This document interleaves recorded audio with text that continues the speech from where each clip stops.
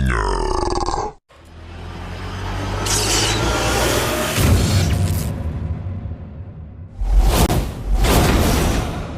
What is your hatred for John Cena? Yo, when Hulk Hogan takes a rock bottom better than you, there's a problem.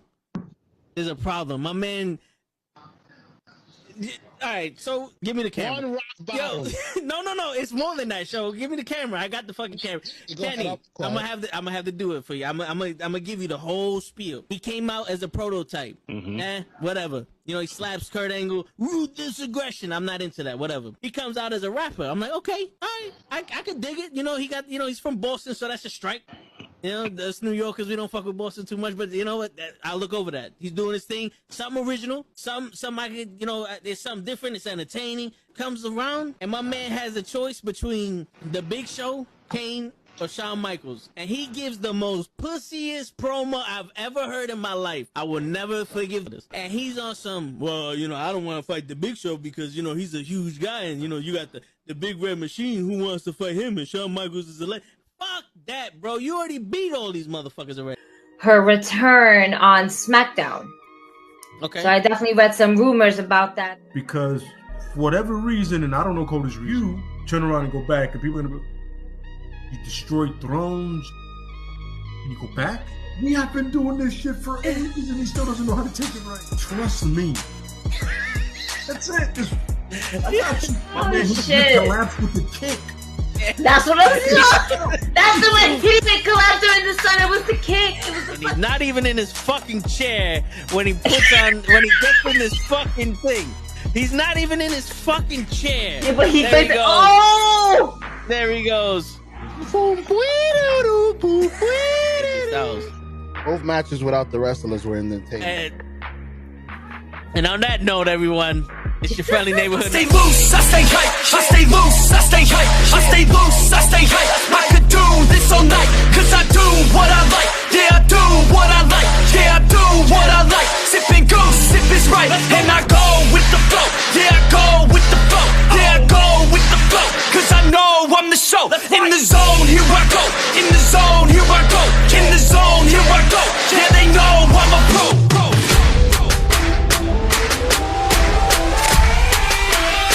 Let's go, let's go!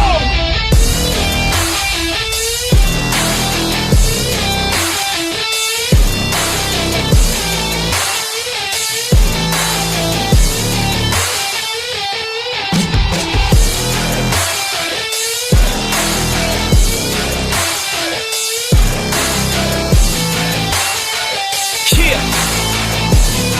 Let's go! Here I go, I get lit, I get hyped for this shit. That's right.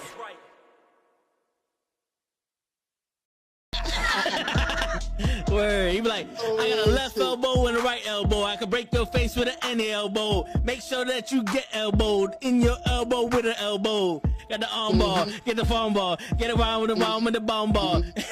Daddy's gonna take you to Jersey Shore. It is Thursday night, and you know what that means. It is wrestling with knuckleheads. Your boy Toe Tags and Ray is in the building. What's going on, everybody? We had WrestleMania weekend, the Raw after WrestleMania, the speculation before Mania, the Tony Khan, and AEW. Oh, man. There's a lot. There's a lot. An insane week of wrestling with the indie shows, WrestleMania, with the Hall of Fame, with fucking NXT. We get to the Raw after Mania. Some craziness happens. Then we start to hear the rumors of the footage will be released. Weird timing, but okay. He knew what he was doing. And yeah, the fact that after a great week of wrestling, after people finding that investment again in wrestling, I hate that the only thing people are going to talk about right now is going to be this.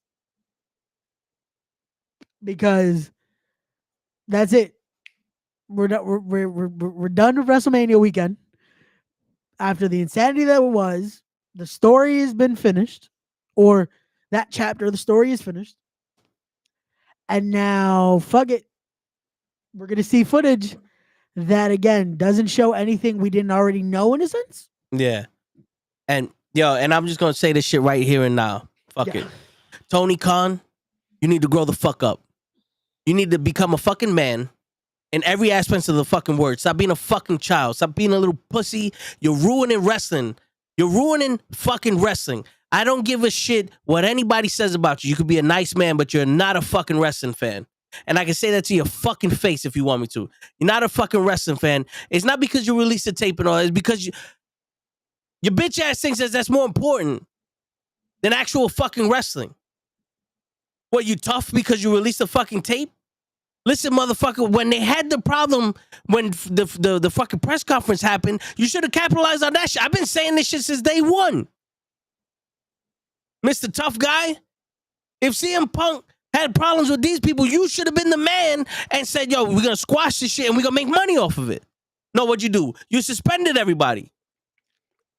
And then Kenny Omega came back worse than he was because he was hurt like a motherfucker. The Young Bucks came back lame as shit with this EVP shit. And then fucking Jungle Boy pops up out of nowhere and wants to start problems because he wants to use real glass. What the fuck you do with the glass? You broke glass. It's a wrestling match. Why don't you wrestle the dude? Why didn't you have a fucking Kumite kickboxer shit and put the tape on the fucking glass or some shit? If you really wanted to use real glass, what, you just gonna break a window? Break your fucking car. Break your car window when you leave. The fuck is wrong with you? And then when that happens, oh, it's been too much problems. I'm scared for my life. And you fire fucking CM Punk. Or he asked for his release because you're not a fucking boss. You're not a fucking man. It's not even about boss. You're not a fucking man. What kind of shit is this? What kind of shit is this, bro? And then WrestleMania happens, the biggest WrestleMania of all time. Your golden child and Cody Rhodes, who put AEW together with you and other people, completed his story and made another company billions of dollars. Millions of dollars based off of his shirt. Yeah. His shirt alone made more money than AEW did, period. Right? Now, you want to release a fucking tape about CM Punk. Motherfucker, take his dick out your mouth. It's been in there since he fucking did the pipe bomb. You're not a fucking fan, bro. You're not a fan. If you're a fan of wrestling, none of this shit would be important to you. You should be happy for Cody Rhodes and what the WWE is doing. Why? Because it's expanding the view of wrestling. And aren't you a wrestling company? Aren't you the alternative? Didn't you build it off of you gonna be real fucking wrestling? Wasn't that what AEW was built off of? Didn't they say that shit to us when they fucking advertised it? Real wrestling's back.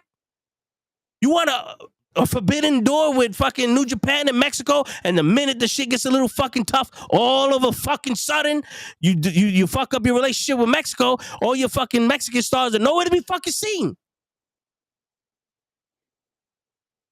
And then you sign top talent after top talent after top talent, and we gotta wait 6 to 8 months before we watch him wrestle. You signed Will Ospreay in November, and we ain't get to see him wrestle until March. Sasha Banks comes in March and she hasn't fucking did anything but did commentary. What the fuck is this? What the fuck is it? Yo, this isn't wrestling, bro. This is a fucking variety show. This is why I don't watch Dynamite. This is why I call all those other fucking shows a house show. Because it's bullshit. Like, the fuck am I gonna do here? What am I doing here? This isn't what I was raised off. This isn't who I am. I'm not doing this shit for pops. Every fucking I got an announcement. Fuck your announcement. Every goddamn week an announcement. Suck my dick, bro. This is bullshit. You're ruining this shit. And as someone who actually is a fan of wrestling or a fan of the business, just took your fucking soul by hiring somebody that y'all deemed was too wild to control and all other shit. And what'd he do? What'd he do, Ray? What Triple H do? Yo, CM Punk, go cut an interview. Go to Ariel Helwani and tell him what happened. And you're done. And the best thing you got is you had Adam Copeland go out and say, I'm having all the fun of my life. And you send out a fucking tape that shows that Jungle Boy's a bitch. What'd you accomplish, bro? You put that much thought into your fucking storylines? Hook wants to leave. And Hook ain't nowhere near close to being in the Indies. And he wants to test his merit in the WWE? You kidding me? This is going to be the second star that you let go to go to another company that's not even ready to fucking be there. And they're probably going to be bigger there than they are in AEW. I was going to say, yeah, they'll probably make them a lot better. And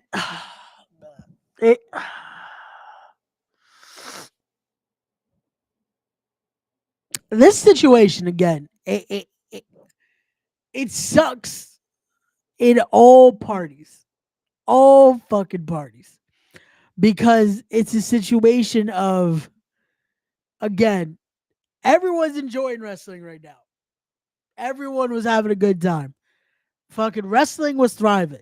If you're a wrestling company and did not decide to either run a show WrestleMania weekend or week, I should say, capitalize off the momentum and push your shit.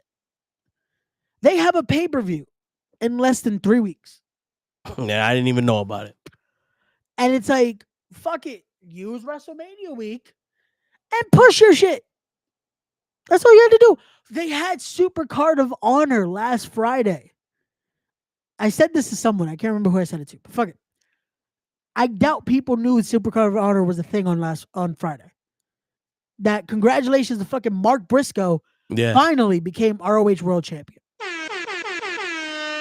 A man that has been with the original Ring of Honor since basically the inception of the company.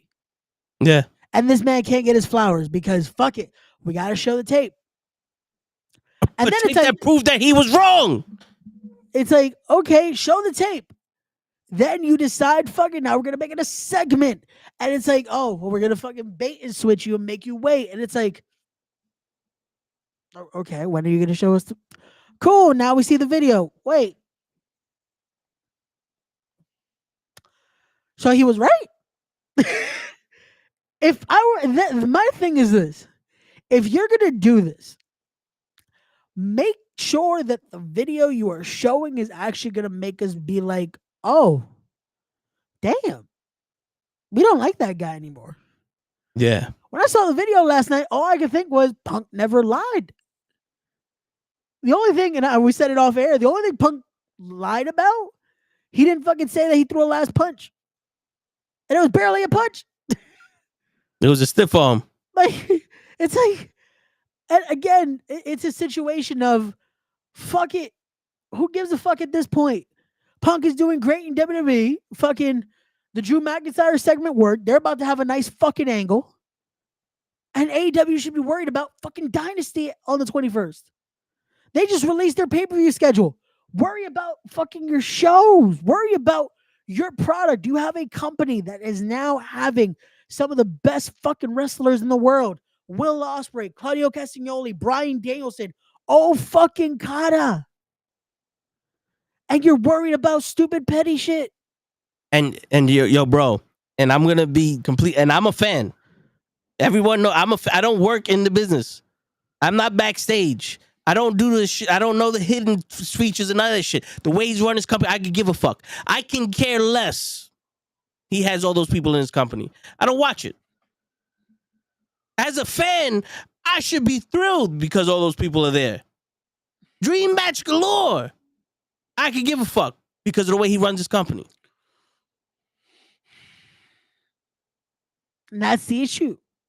That is the issue, because with what he has, it should make any wrestling fan want to watch. Yep. It should make fans want to fucking watch his show, because especially if you're an independent wrestling fan, this is the indie perfect company. And they've lost that edge of it. They've lost that feeling. It's become, again, it sucks because I said it from a get-go when I started doing these with you guys, that it's like they're going to end up copying the WWE format. Bro. And at this point, I would be happy if they copied WCW's fucking format, because the difference between WCW and AEW is WCW died because the fucking AOL, who bought over Time Warner Company, didn't want WCW on the air. They didn't want it on the air. So they had to fight against the machine. And the best way for them to take it off the air was to hire Vince Russo, because they knew that no matter what, it was going to be headbutting and they were eventually going to fuck up everything. You have the support of the fucking company, the same company that threw WCW off the air. You got the support of them. The same company. You got the support. You are hiring. You have an unlimited bankroll. You are hiring everyone out of their mother.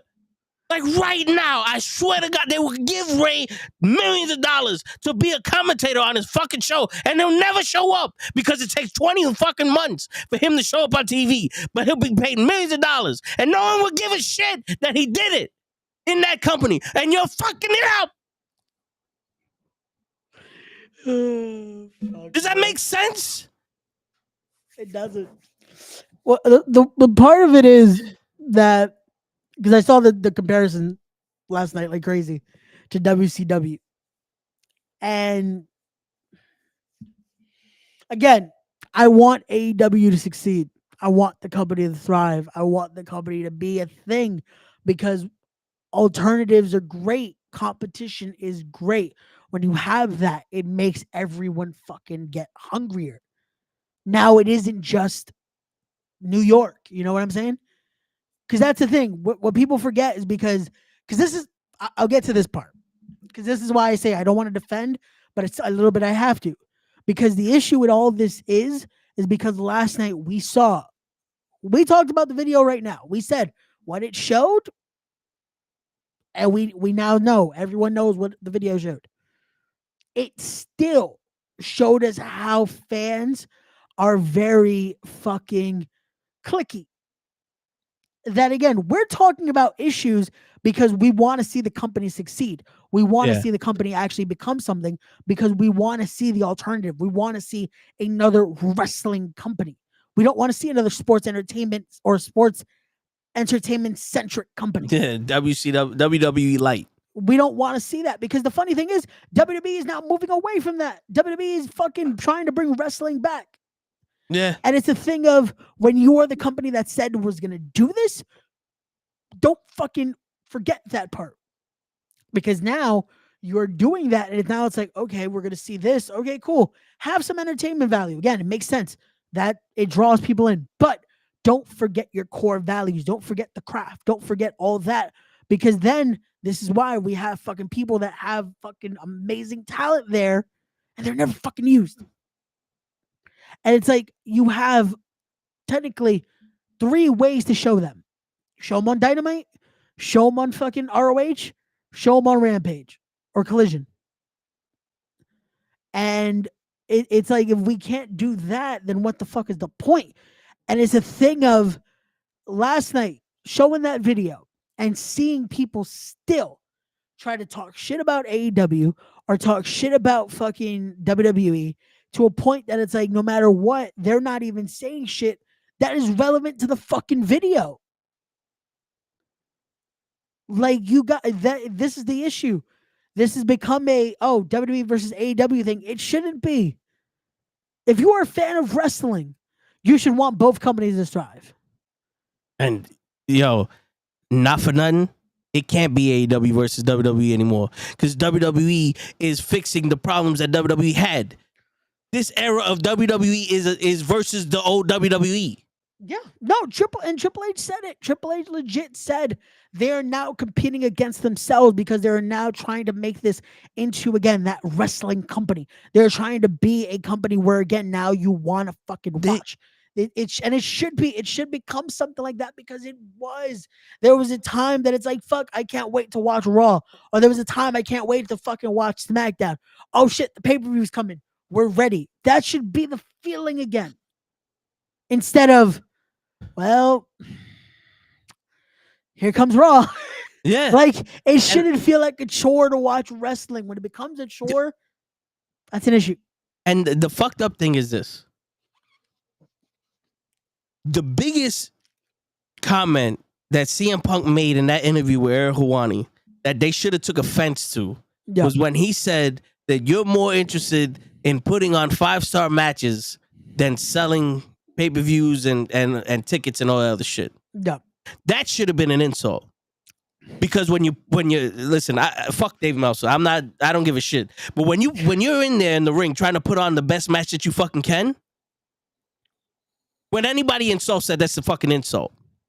Because you're doing the best you can in your craft. The issue with that is, this is where Tony Khan and everybody else should be fucking stepping up and going, the reason why they have the best match they have is because of the story that we fucking told. If no one knows why you're wrestling, you put on a 5-star match, that's good for one time, maybe 2. After that, I saw the shit already. I don't know why you're wrestling. And everyone ran with it. Everyone ran with it. Eric Bischoff ran with it. Conan, Disco Inferno, What Culture Wrestling. Everyone ran with that fucking statement. Everyone's like, nah, this all that. I told you they were only caring about what Dave Meltzer said. Blah, blah, blah. I doubt those fucking wrestlers give a shit about Dave Meltzer's fucking star rating, to be honest with you. I don't, no one gives a shit about that. They just fucking use it because it's easy to get at Tony Khan with that. But the fact that you're fucking insulting wrestlers for putting on the best match that they can is an issue. But also, where is the drive to fucking have a story beyond one fucking phase? Dude, Wardlow, the hottest thing going with him and MJF. After that, crashed, burned. Ruby Soho, hottest thing going when she debuted, crashed, burned.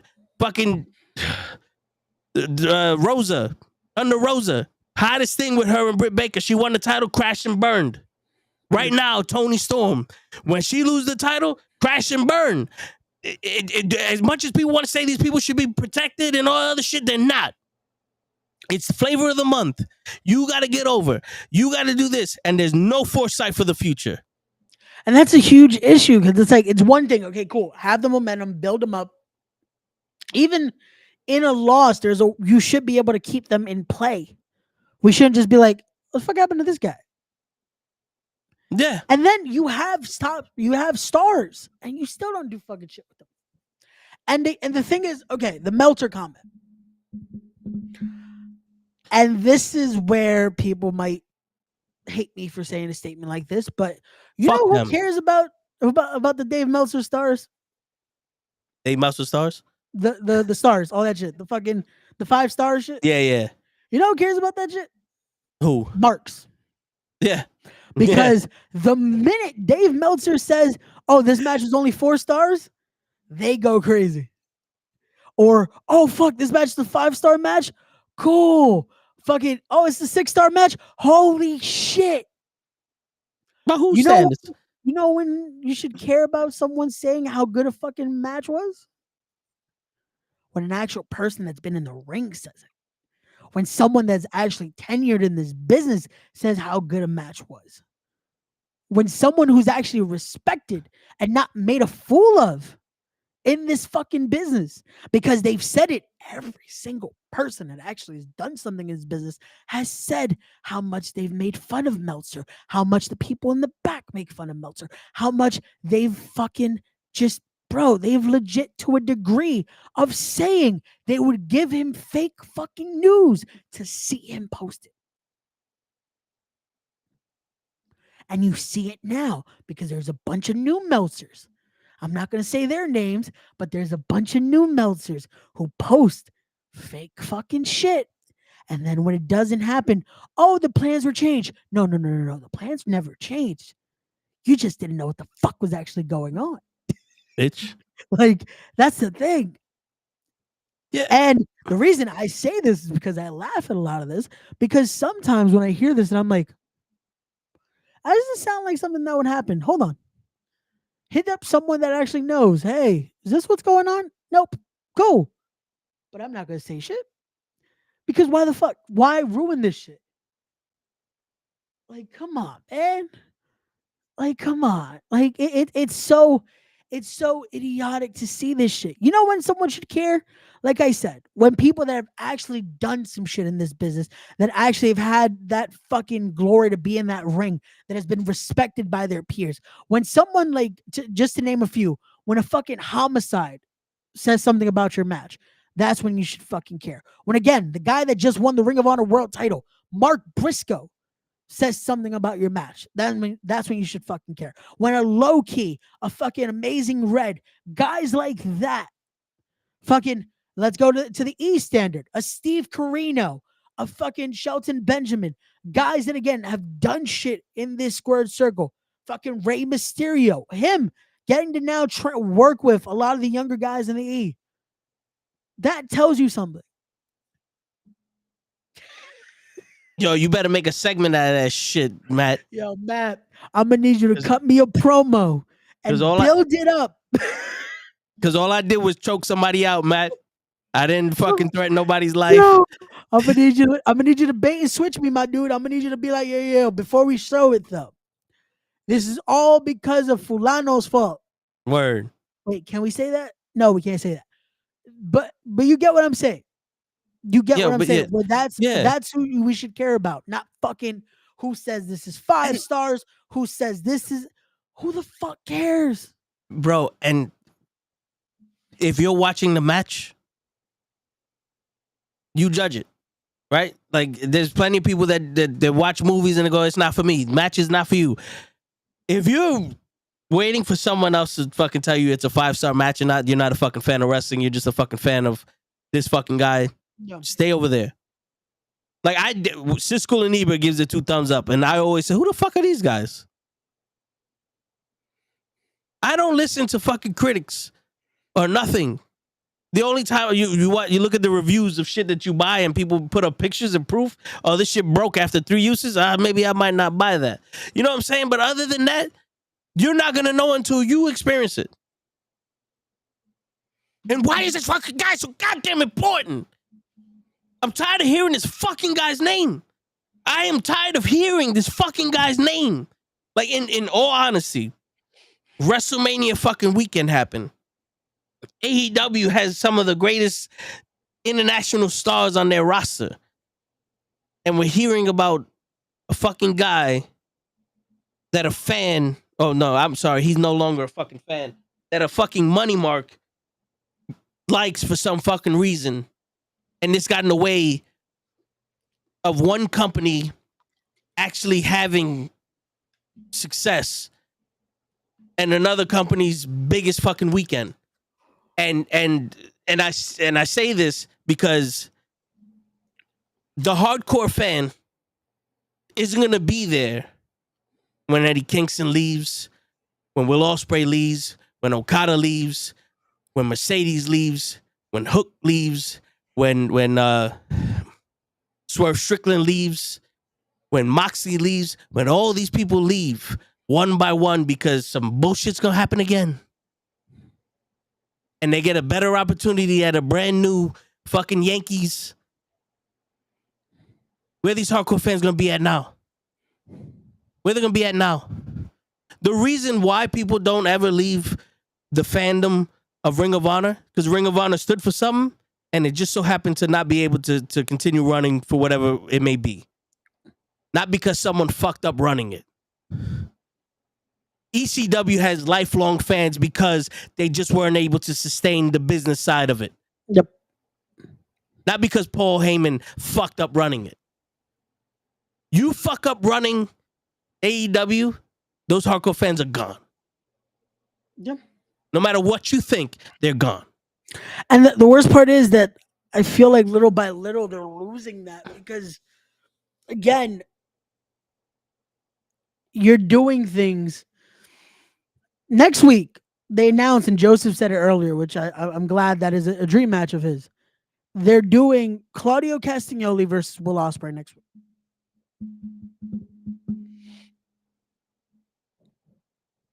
That's not going to be no. That's not the thing they're talking about. Though. Yeah, no. They announced a good card for next week. Yo, no one's gonna care. You know what, yo, Matt? You said you don't care about the footage because it doesn't take away from the wrestlers in the ring. To you, to the rest of the world, you know what I saw this week after Dynamite? I'm gonna tell you what I saw. Wrestling DeLorean, what's going on? Nope. Everybody, come in a little closer, because I'm starting to, regret yelling. You know what I saw this week after Dynamite? What? A bunch of videos saying how Kalisto had Mercedes Moné moaning like that, and a bunch of people saying, "Oh, I guess CM Punk was right." Not one thing about who wrestled on Dynamite, what's happening next week on Dynamite. I didn't even know Dynasty was happening in what, 3 weeks? 2 weeks. In 2 weeks?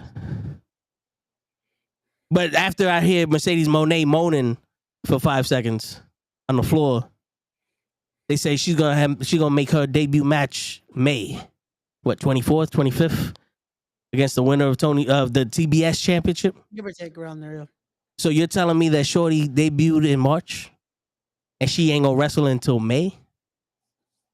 2 months, 3 months, because it's the end of May. End of May, yeah.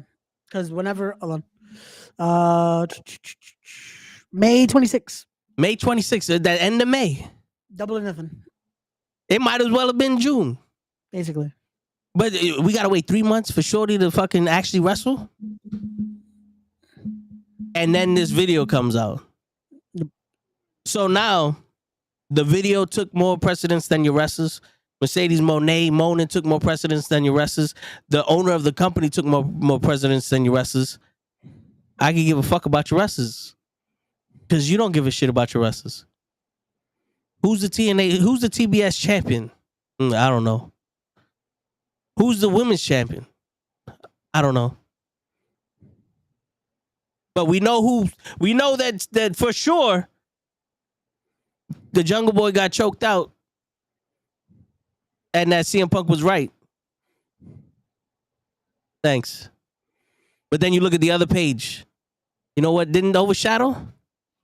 Cody Rhodes completed his story. All the records that Roman Reigns has made and held. All the records that Gunther held. Io Shirai with her streak. All of that information was told by WWE.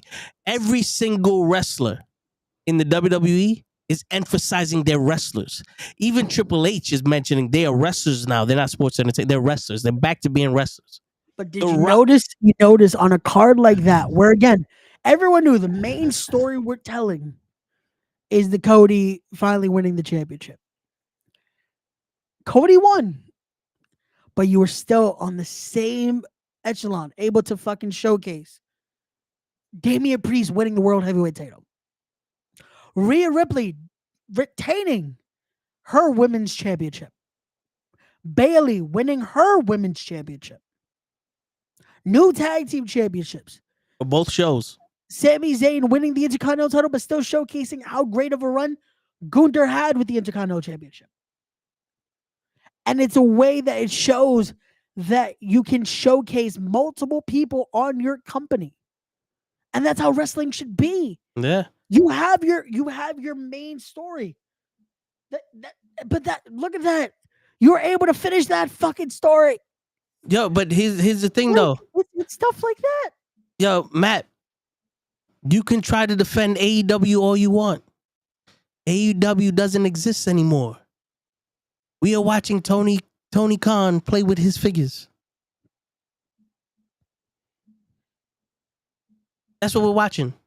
You can have all the respect for the wrestlers on his roster, no problem. And you can want to defend them because where you at. I understand. I know from Ray how this shit works. But reality is, what I said was the fucking truth. Because if you look up on Twitter, you're gonna see a lot of videos of Mercedes Moné moaning, and a lot of people mentioning Kalisto, and a lot of people mentioning this fucking leaked video that they made a whole segment for. Yeah. And nothing about Julia Hart, Toni Storm. Maybe Toni Storm because she kissed somebody, and I don't even know who the fuck she kissed. No, it was the girl that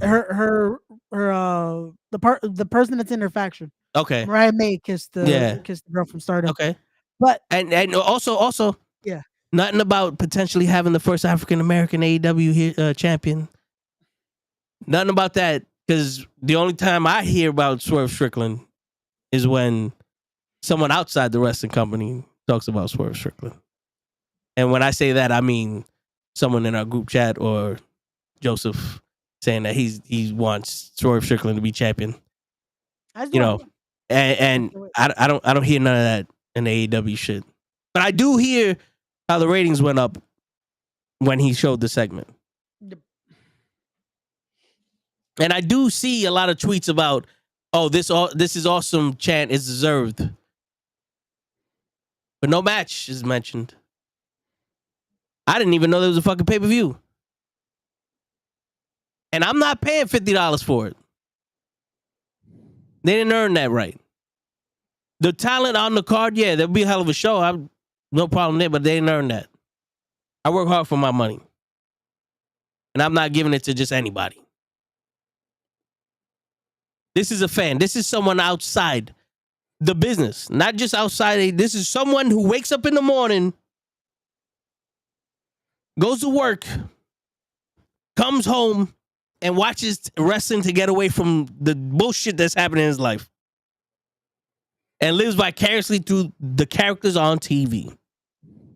And now I'm too fucking invested with their personal fucking lives. Because that's all over the goddamn place also. And I don't get to hear the fucking story of what's happening in real life. No. I still do not know why Mercedes Moné is going for the TBS championship. It has not come out of anyone's mouth on why she wants that title. No.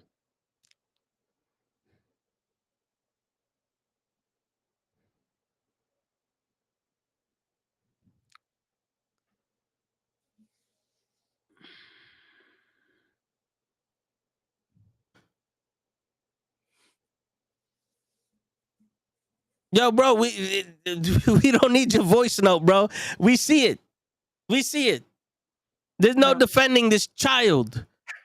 I don't think Matt running a company. I don't think it's Matt wanting to defend that. It's I like I was doing earlier. It's like I was saying, because again, I get it. At the end of the day, it isn't on the workers. It isn't, because there is a bunch of great people that work there. As again, the issue is, and this is what we're trying to get at, there's great workers in both companies.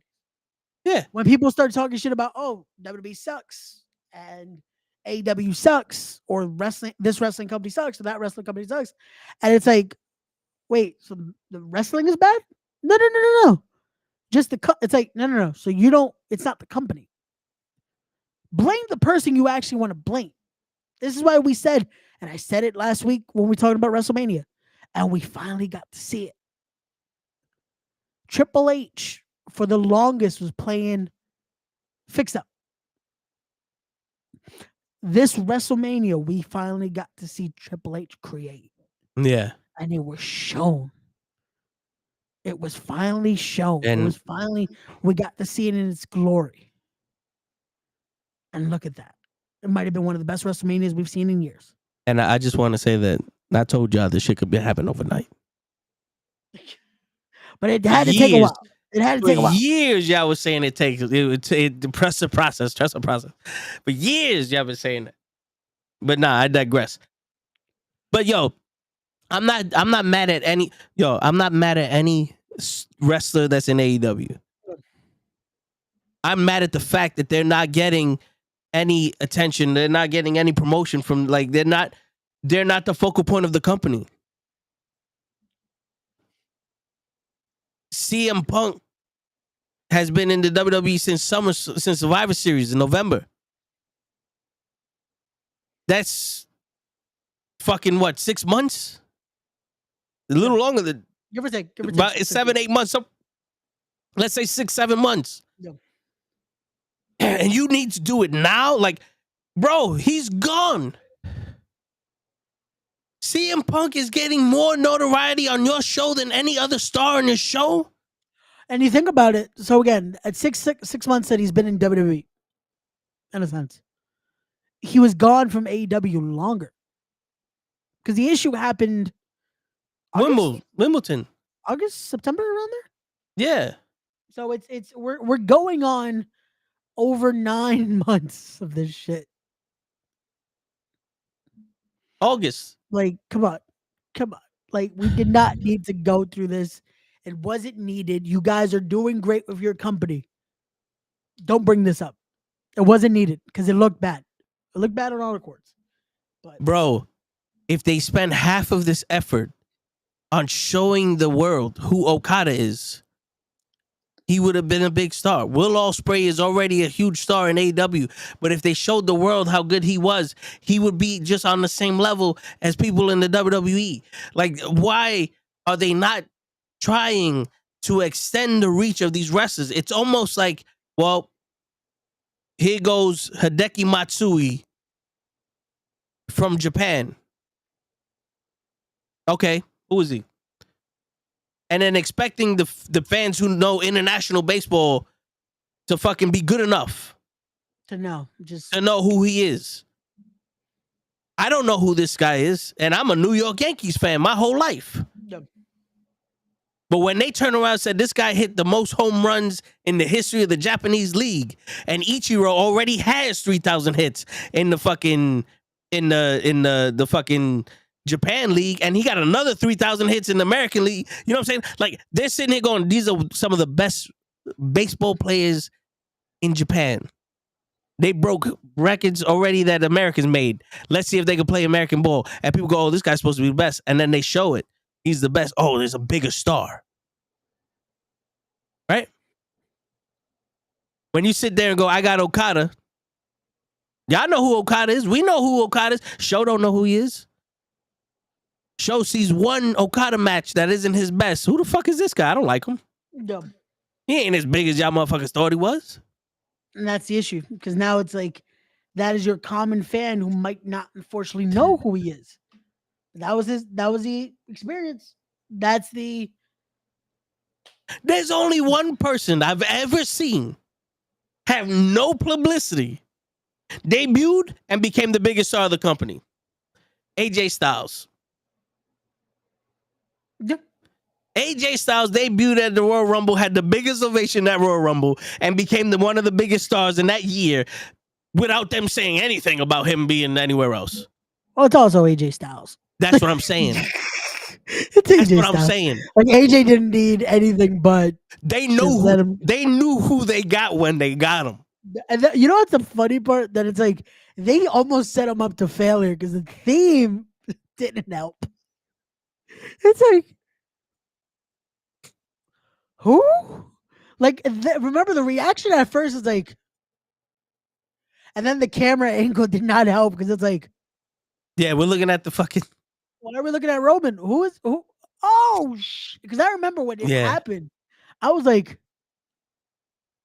oh shit, it's real, it's happening.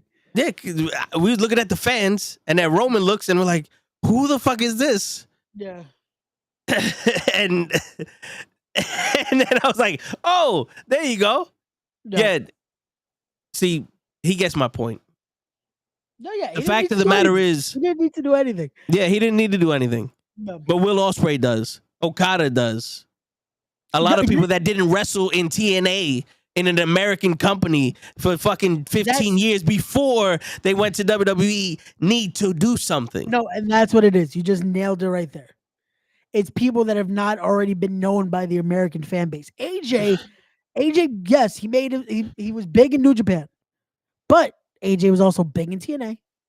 He was big in Ring of Honor, and he was already established in the States. Unfortunately for Will Ospreay, he's had his taste, but this is the first time he's getting to work fully for an American company. So again, unfortunately, yes, maybe he's known because of the battles with Ricochet. He's known for, again, the great battles with Omegas. Again, unless you're a super fan and you know your stuff, you've seen this stuff, you don't know who Will Ospreay is. Yeah. And Okada for years has been the New Japan guy. There's a few when you think about it. Nakamura was one of those guys, but Nakamura made the transition. Tanahashi was one of those guys. Tanahashi's still there, but now Tana's more into the actual just, hey, now I'm going to be back off his roles. But Okada was that guy that it's like, we didn't know him outside of New Japan. Like, people saw him in ROH once in a blue. Yes, he made his role in AEW twice, but it wasn't a thing of like his presentation was there always. So it's having that US presence that it's easier to then be able to be like, okay, cool, yeah, we could bring him in. People already know him here. Suck a dick, suck a dick, suck a motherfucking dick. Suck a dick, suck a huge or small dick. What's going on, Gigi? I feel like shit. I hear you. I hear you. No, I did not wake up. No, I haven't had Jameson. No, I haven't had any Mary Jane. For maybe a solid week. Shit. So, well, I lied. I had Mary Jane earlier today.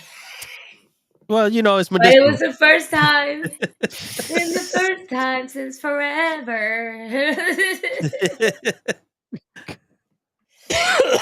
Oh my god. I have no idea what you guys covered. Oh, nothing. Oh yeah, we legit just went into. I ranted on Tony Khan. Yeah. So for 50 we're minutes. talking about the video. I'm presuming, right? Yeah, because we talked about just how it took away from great week of wrestling. We're finally in wrestling. You know what the thing is, and I wasn't thinking about it until somebody put it in perspective to me. Yeah. Because I expressed to you guys, I think it was the most dumbest shit ever. But then it's thank you. Theraflu doesn't do nothing, but thank you. Here's the thing. I didn't see it in this perspective until it was brought to my attention. Tony Khan basically did the one thing that other people would have done, and that is basically seizing the opportunity to capitalize on someone else, even a former employer. Yes, we already know, or employee, I should say. And he just capitalized on what people wanted to talk about. Now we have these hardcore AEW fans that have been that needed.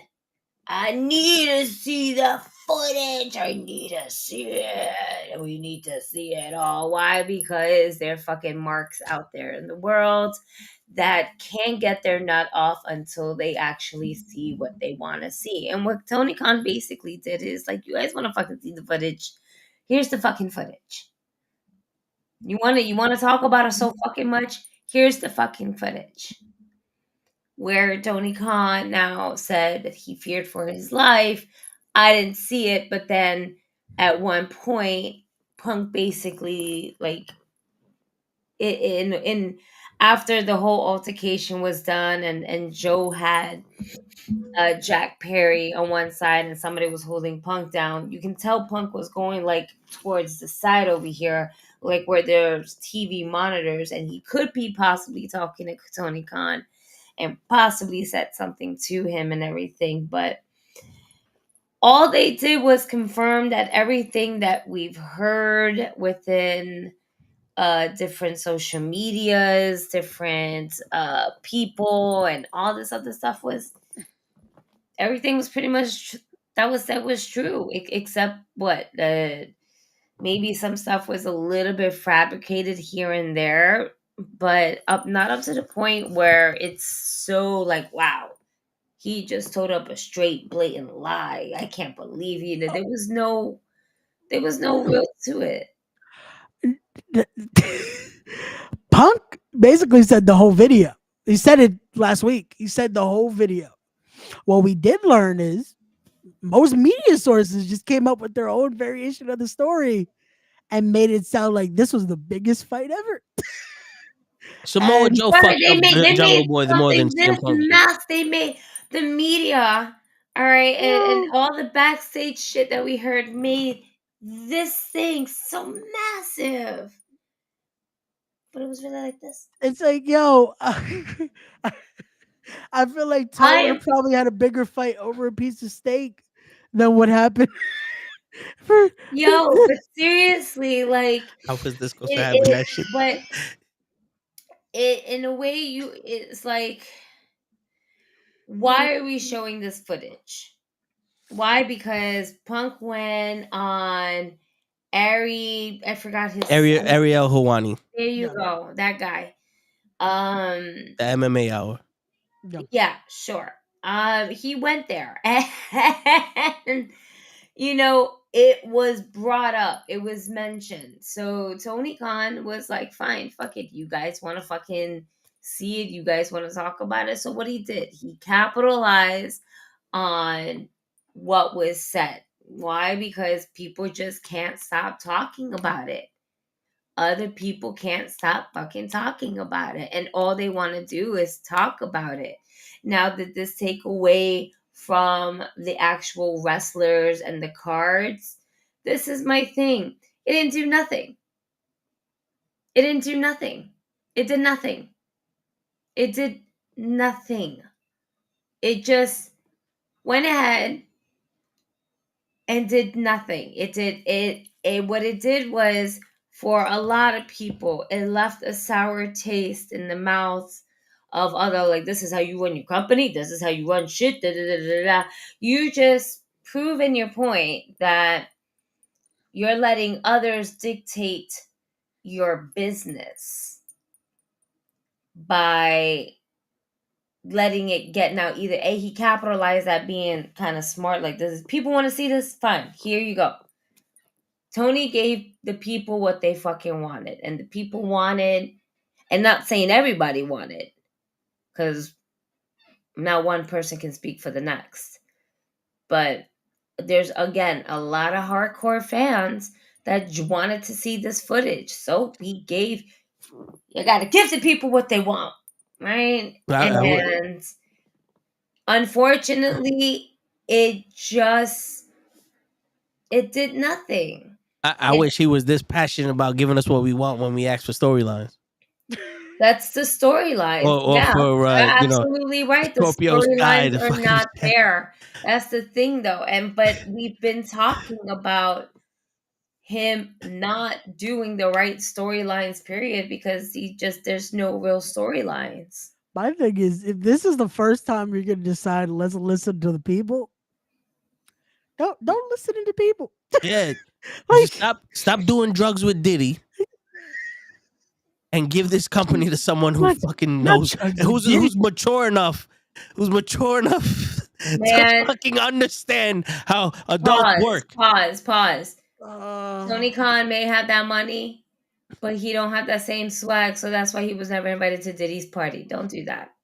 Well, I tell you, he didn't have his McDonald's. Diddy and Tony Khan, I'll tell you that. Out of the conversation, the two do not belong in the same sentence. You leave that alone. That's WWE's problem, since they always want to bring back Diddy. All right. He didn't have his McDonald's. Just to change that, I'm gonna play Matt's message because Matt keeps fucking commenting to show his message. So 1 sec. Let's see what Matt thinks about all this shit. This is how I feel about it. Basically, them airing that footage, they shot themselves in the foot. It basically said everything Punk was talking about. Besides that, it does also put a little bit of a shadow on Punk, because there's always a time and a place for situations like that. Granted, I be in locker rooms. We all know how locker rooms run. If there is a discussion, if there is a misunderstanding, two guys go to the parking lot, duke it out, and call it a fucking day. At the end of the day, that's what should have happened. There's a time and a place to do it. Jungle Boy didn't touch him. Granted, he didn't. Punk took matters into his own hands and put his hands on him. Yeah, it makes Punk look bad, but at the same time, Tony Khan made himself look even worse because he aired the damn footage. This is back in August. You should have just let it be and let the show speak for itself. But again, it's all about rating. No. I am not defending AEW. Yes, I have friends there. Yes, I have people that I look up to that are like mentors to me there. But at the end of the day, I'm not defending it. I'm still going to watch it because I'm watching it for the wrestling. I'm watching it for my friends, to see my friends, my mentors.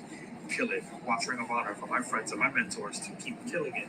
I'm not watching it to hear about Tony Khan's next little Hulk outbreak. I can care less. I'm there to watch the wrestling, and yes, my heart will always be with the WWE because I love it. And I watch every single thing. So, if I don't watch AEW, I'll watch everything else, which I will probably see those wrestlers from AEW. They're wrestling. So at the end of the day, I'm just watching wrestling for wrestling. So yeah, but Tony Khan did shoot himself in the foot completely. He shot his big toe off. I felt the time and the place for him to talk about it was when Eric Hawani asked him. This is 8 months after the fact. He's in a different company. They wanted to know why he left. That was the reason why he left. Because the conclusion to that fight was he said he quit. And Tony Khan going, no, he's a liar. I'm going to show you the truth. And the truth was exactly what CM Punk said. You're stupid. And the fact that we're talking about this and we're not talking about what happened on Dynamite, which, again, the only other thing I saw that came out of Dynamite was Mercedes Moné moaning for 5 seconds and people saying this is how Kalisto got her. There's a fucking problem. It does suck when there was a great fucking Adam Copeland Pentagon match, and this is the only thing we're talking about. Like, that was a good match. The Samoa Joe Dustin Rhodes match was actually pretty good. And where was that? Where was that anywhere?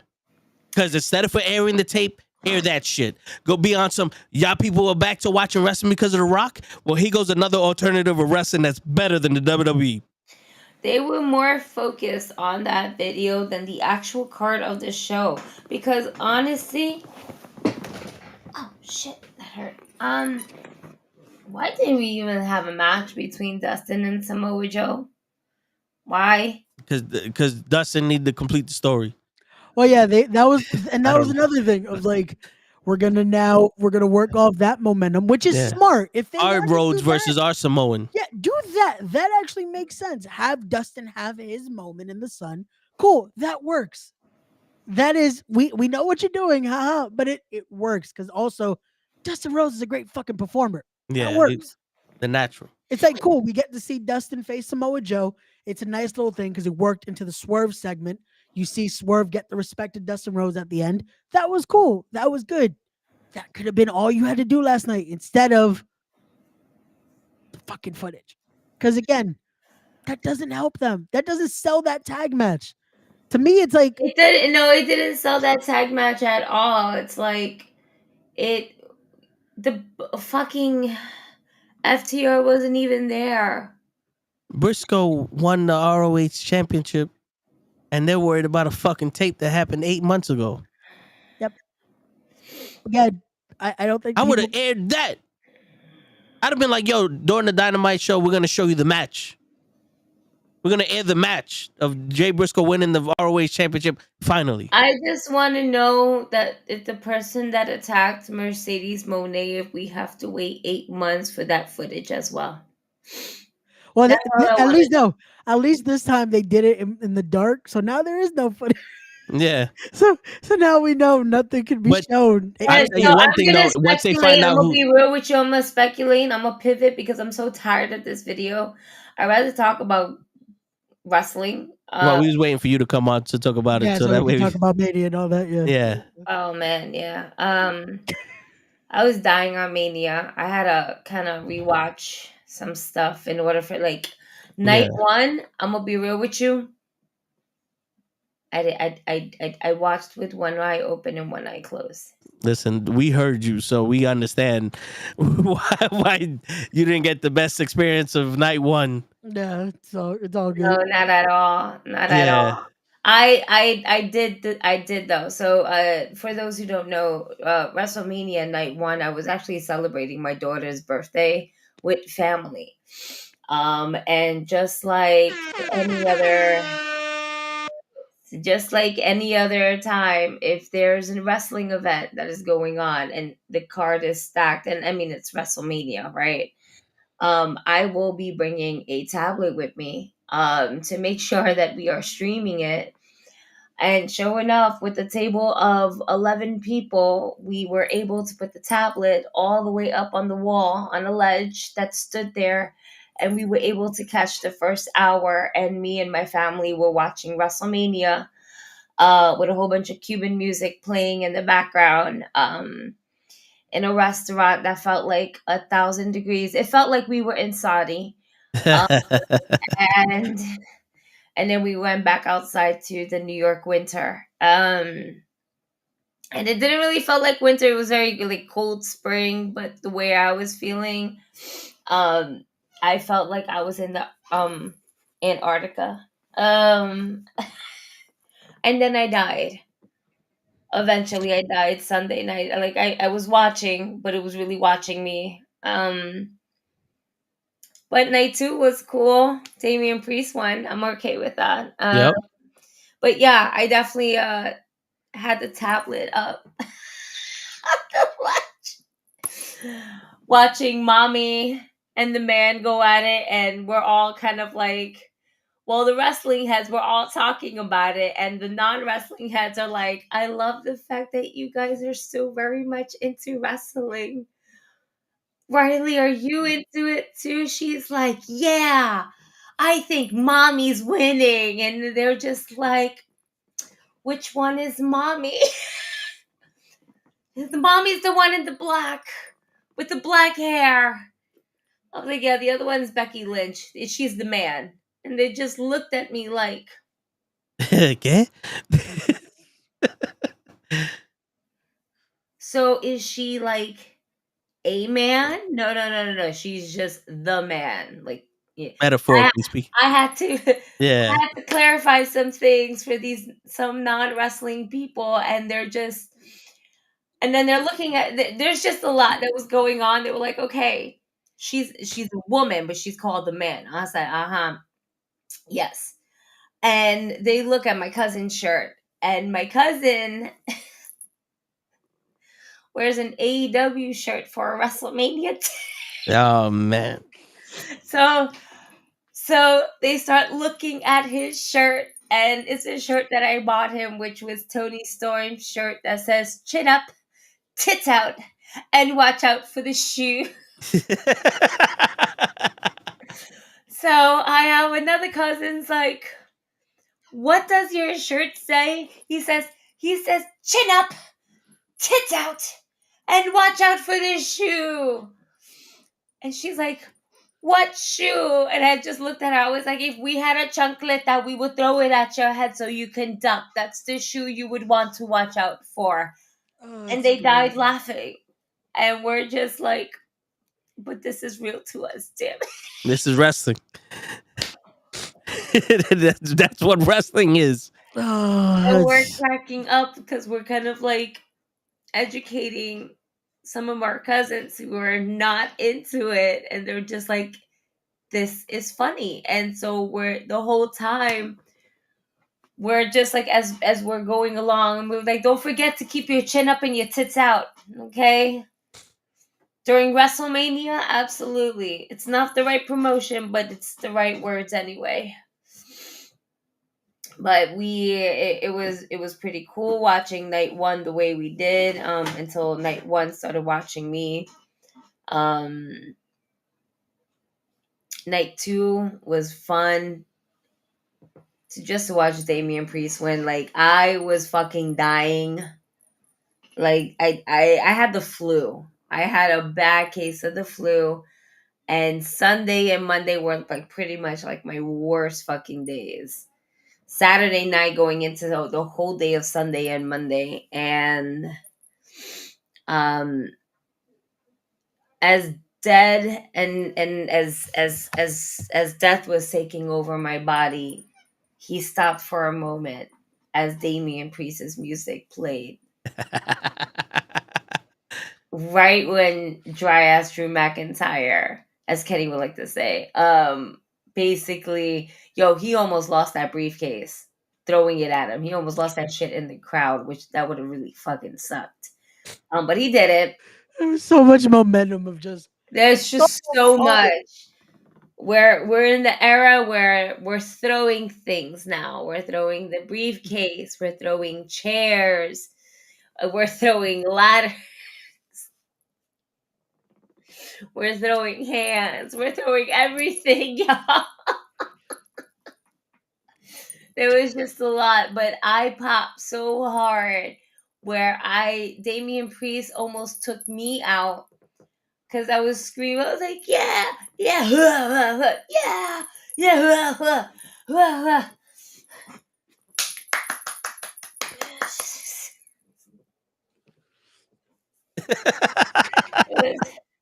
I almost literally died because of Damian Priest. But I would have been a very happy Puerto Rican because at least I got to see my Puerto Rican champion that we so deserve after over 50 years of not having some type of representation in the title picture. Yeah. Shit, really had to take us 50 years? God damn. And this is from the Bronx. Facts. And yeah, man, that's a big one too. Facts. You're a Puerto Rican from the Bronx, which is legit. He's representing all of us, and he said in the press conference. He said in the press conference, "Esto para nosotros. This is for us." He's so hardcore when it comes to representations of culture that it's dope. I mean, remember when Damian Priest was our NXT champion? And the hot tubs, the girls, and everything. The North American title. That's what I was like, wait. When did he hold the NXT World? Yeah, he was the North American champion. He was the North American, but the fact that he was like, he held it and stuff like that, and then he kept continuing on. Yeah. The fact that we're at where we're at right now with him goes to show that it does pay off. Hard work does pay off. We have to trust the process. Facts. Yeah. Just like we said, trust the process with Triple H, because Triple H is gonna get us to the promised land. He needed to fix the thing. Fix before he needed to clean. He needed to clean the toy box. He needed, and now he can play for them to fire Vince, and then night 1 of WrestleMania, he changed the landscape of wrestling. I told you it was easy. It wasn't that easy. It just took 3 years for Vince to get out. It definitely wasn't easy because that man legit had no sleep. But you know something though? But the people he has in that company believed that they were being held back by Vince's vision. Yep. And when Vince was gone, Triple H had the full support of everyone in that fucking company to bring it back to what they all thought it would be. I love that though. I love that was the consensus of it all. Like, you saw it on the interviews. Every interview that week, every statement made, you saw the love and support for Triple H, which is great. The cameramen are cheering. The cameramen are cheering at what happened. That's people that are going, finally. Yep. This is our company here. This is something that we can believe in. This is a train we can get, we could hop onto. You know what I'm saying? But y'all want to talk about the matches? Because I'm a little disappointed with the Usos match. Okay. I was in and out watching that match, but I was in and out of an Uber in the process of watching it. So I really couldn't get the full everything. So this is the thing. Even though they didn't really bring it up in the build-up of it throughout the weeks, but when you had an emotional match between Roman Reigns and Jey Uso in the Hell in a Cell, and people will never forget that, I was expecting something just as emotional between Jay and Jimmy. I was expecting that match to steal the night. Yeah. And I was expecting, like, tears to be shed. Like, I was expecting Jimmy to be on some, you left the family and Jay be on some, no, I left Roman. I never left you. Like that type of pain between the both of them that they needed to get some shit out of. And that's why they were fighting. That's why Jimmy attacked them. You know what I'm saying? Like some shit like that. But it just so happened to be, let's do our best interpretation of the fucking Young Bucks. Because this was a super kick party if I've ever seen one. Whoa. Stop that. Because the Usos were doing that way before the Young Bucks even. No, I know, but like I get, but you have to understand the Usos' main fucking wrestling move arsenals is the super kick. No, but like that. But when they threw a super kick and called it a suplex, that's my thing. The reason why I'm comparing the two is because we've seen Jimmy and Jay have single matches and they use the super kick seldomly. The Young Bucks literally use that shit every fucking move, especially at the end. They're 15 fucking super kicks in to do their finishing move, and that's what Jimmy and Jay were doing. Super kick after super kick after super kick after super kick after super kick after super kick. They knocked each other out. With them because they were part. That's what they are. You can't just be like, oh, they're just no like sense. The Young Bucks and everything like that. Keep the two separate. Fuck the Young Bucks. Fuck that. No, you're not. No. Yeah, no, I'm not, because it's not separate, because that's what the fuck they did, because they're two brothers fighting for a family and they're super kicking each other. That's some Young Buck shit. They weren't fighting like if someone left the family and the other one's holding them back. They weren't fighting like Owen Hart and Bret Hart. This wasn't a who's better than who or I'm embarrassed of you or anything like that. This was straight out, I'm gonna super kick you, you're gonna super kick me, who can last? That's not how they built it. Jay never even, I think Jay super kicked Roman 3 times in his match. The 2 times he wrestled fucking Roman. Jay is not a super kick machine when it comes to him being a singles competitor. In the tag team, they do it a lot, but that's towards the end and they have other moves. This match literally made me think they're throwing a super kick party. And since they're always compared to the Young Bucks, they did the Young Bucks thing. I should have been comparing this match to WrestleMania 10. You shouldn't be comparing this match to anything, because this is the thing. They're not like any other brothers. They're different. It's different. You can't compare the same to the same to the same. I'm so tired of the comparison. Do the Young Bucks not throw super kicks? I'm not saying that they don't, but I'm saying is that I'm tired of hearing about the comparisons between the Usos and the Young Bucks. Like, I'm so fucking over it. If they would have did something different, we wouldn't have compared them. They kicked each other to death. Guess what? The Usos are known to be super kicking. Okay, not that much. They were doing that shit way before Young Bucks were trying to make it cool or anything like that. Okay, the thing is that the Usos did have a lot in their bags, but they also had a lot to go ahead and unfold at the same time. Yeah, they're gonna super kick the shit at each other, because guess what? For them, their RKO out of nowhere is a super kick out of nowhere. And they're going to go back and forth with each other to see who has the better super kick. It's basically saying, I'm going to hit you. Now, I'm going to hit you. Now, I'm going to hit you. Now, I'm going to hit you. But instead of they're using their fist, they're using what is known for them. And they're known is to super kick somebody in the fucking face. Yeah.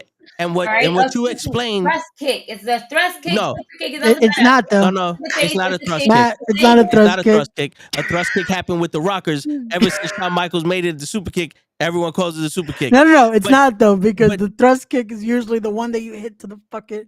It's more the soul kick when he's trying to get out with the spot. Like no. But what you described, Gigi, was a spot. They did that the whole match.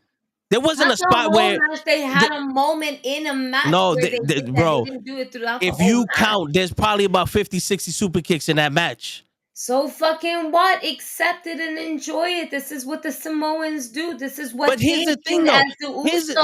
But here's the thing, though. When I'm telling you that I didn't like it because of all that, now it's so fucking what? But the issue is when I am a fan of that's watching it, and I'm telling you I don't do all this other outside shit, and this is what the story you tell me, and this is what I see.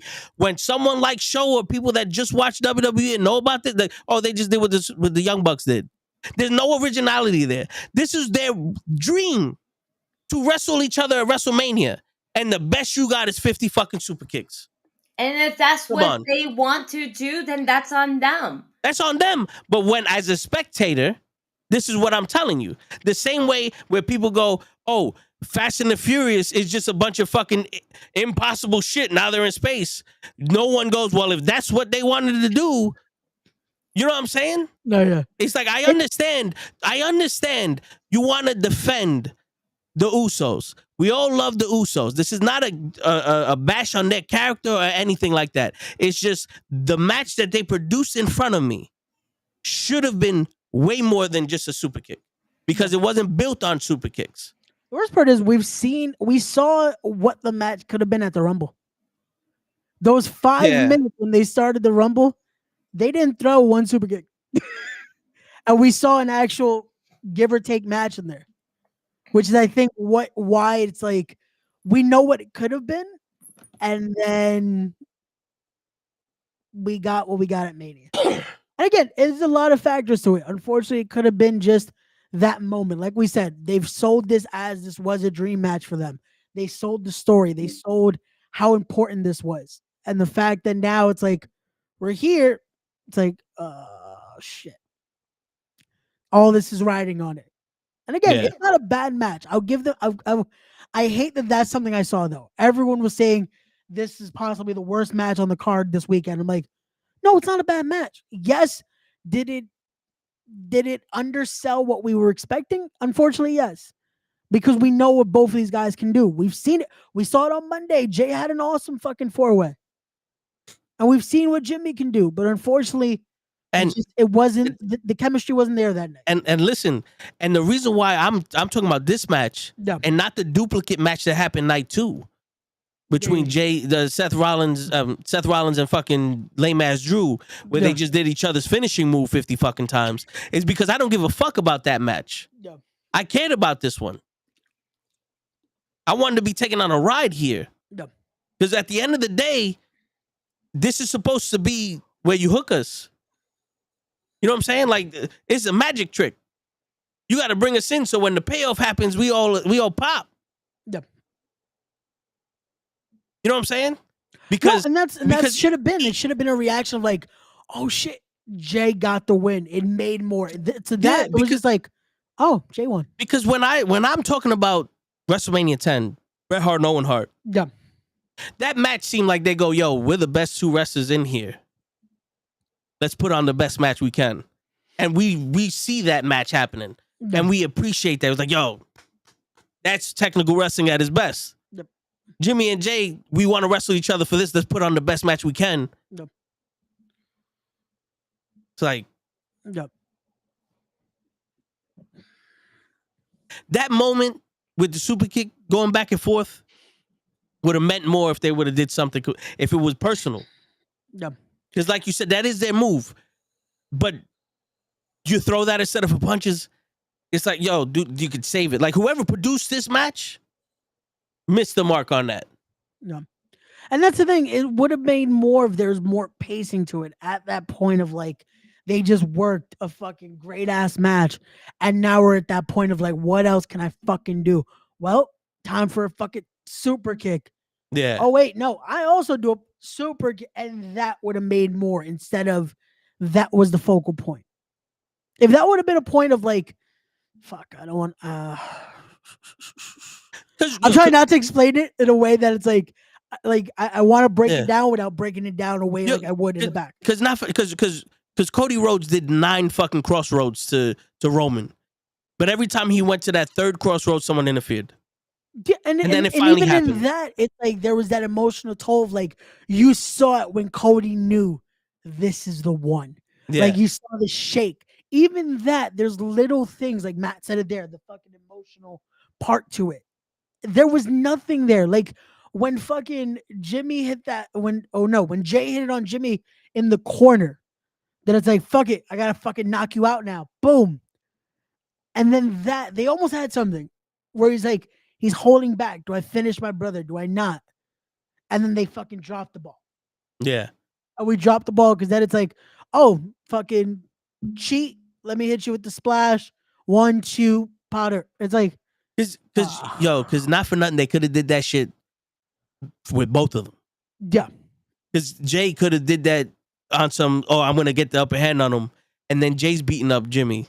Cause I told my brother, said the way this would have happened was Jay should have started as strong as he did and just beat the shit out of Jimmy. Like, just get all of his shit out. And then at the end, like, yo, no, like, to be on some, oh, shit. Like, I hurt my brother.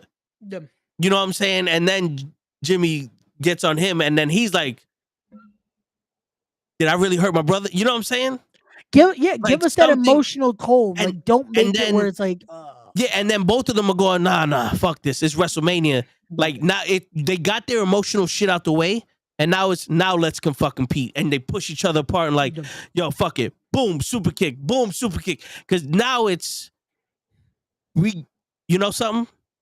As much as I'm mad at you and as much as I'm hurt, I can't, because you're my brother, you're my family. Yep. But I can't compete against you. And let's see who the best is. And we read that in the match. You know what I'm saying? Like, that would have been something where you would have seen grown men crying. Because, like, who doesn't want to do that shit to their brother because they can't? You know? And it's the thing of, like, the promo, bro. The promo of fucking, I am my brother's keeper. Yeah. And then you end it with, I'm not my brother's keeper. And just that whole video, it gets you emotionally invested. Yeah. And then the match, it's like, what? Because I didn't get that emotional work. Like, because how beautiful would it have been, right? Yeah. How beautiful would it have been at the end of the match? They're looking at each other and they're just like, fuck it, and they hug. Yeah. And then night 2, Jimmy goes to run out to help Roman, and Jay's like, nah. That's on them. Yeah. It's always been on them. And Jimmy's like, you know what? And they just sit there and watch. And they chose each other over the bloodline.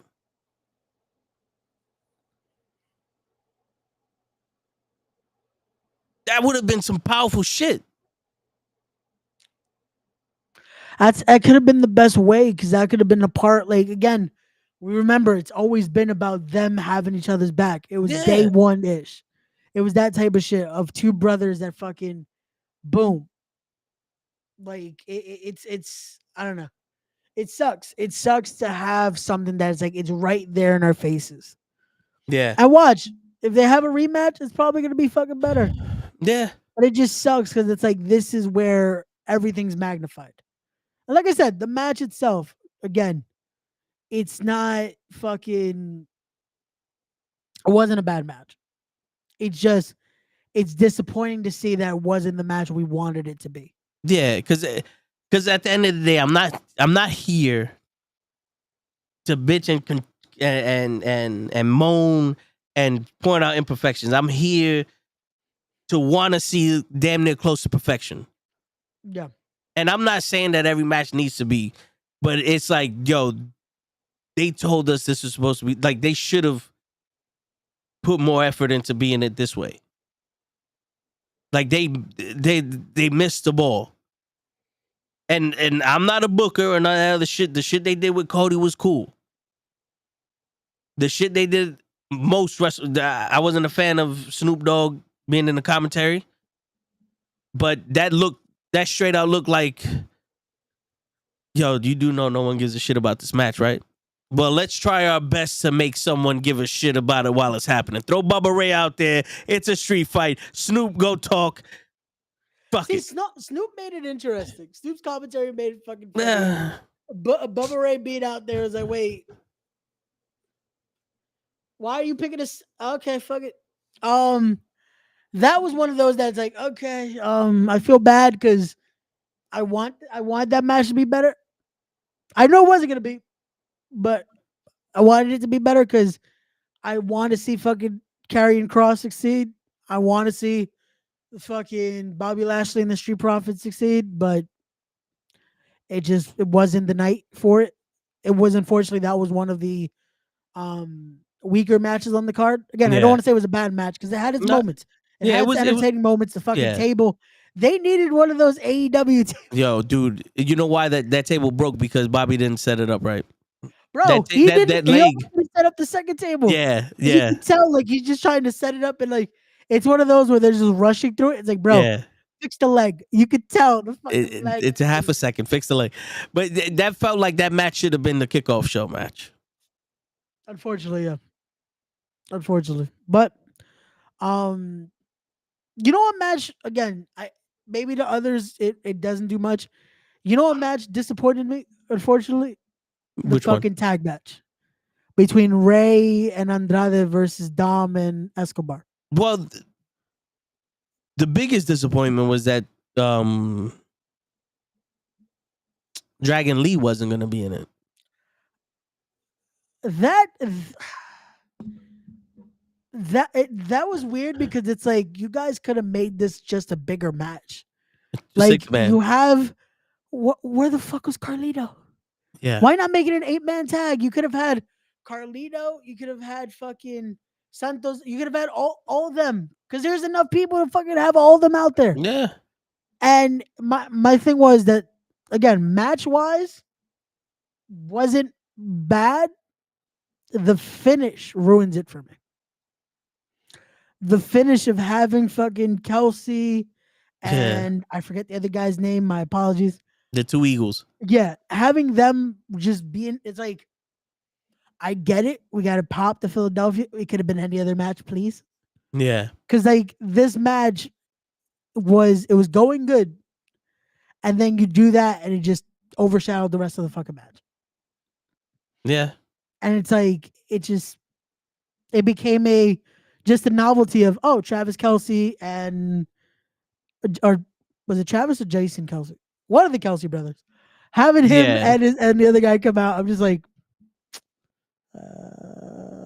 okay. Yeah. Like out of any match to do it. And the best part about it was they came out to help Ray, who had 4 other people in his corner standing there. If there was one person that didn't need 2 giant men to help them, it was Ray. They could have came out to help the Hurt Business. Yeah. Fuck it, they could have came out to help Jay. But to help Rey Mysterio and Andrade, he didn't need that help. They were winning. They were winning. Carlito and them boys was out there. Yo, fucking shout out to Joaquin Wild, aka DJ Z. Which I love DJ Z. But in a match that it's all Hispanics, you got the one Filipino. Yeah. I love DJ Z, don't get me wrong. But I hope people remember that he's not actually Hispanic. Yeah. But that was the thing. They had them out there. But again, I get it. But shout out to Jason Kelsey though and Lane Johnson. They were training in multiple schools to get ready for that. Okay. They went to the Monster Factory, which funny enough is where Damian Priest got trained. And then they also went to the Combat Zone. But shout out to them doing that. At least they wanted to make sure they were ready for something like that. And it wasn't just fuck it, we're gonna do it because we're gonna do it, you know? Yeah. So shout out to them for actually putting in that work and having the respect for the craft, pun intended. But again, to me, it was just like, fuck. To me, it ruined the match. Like, I get it. Pop the crowd, get the segment with the Eagles, but it's like, come on, man. But can I be completely honest with you? Yeah. I don't think that match could have went any better. Honestly, to be honest, 100%. The way they booking these people, bringing the colognes. The way Carlito mentioned that in the Hall of Fame, bringing the colognes, bringing the Spanish people. Yeah. Because Andrade ain't do nothing major. Santos is a lot better than he's fucking doing now. Yeah. We know he's a lot fucking better. Yeah. Ray, he's out there with his son. Ray's close to being retired. We can't ask much more from Ray. He gave us everything. Yeah. But you do this bullshit story with these people, and then you try to integrate it with Judgment Day. Like I said on Monday, there's going to be a lot of awkward shit that's going on that they haven't ironed out yet. So you're going to see a bunch of try and fails, and this ain't what we used to. No. And for some reason, the Spanish wrestlers are those because on paper, besides Dominic, that should have stole the show also. But that was a bunch of do your spots and let's get these Eagles out of here. Basically. We're talking about Andrade and Ray versus Santos and Dominic.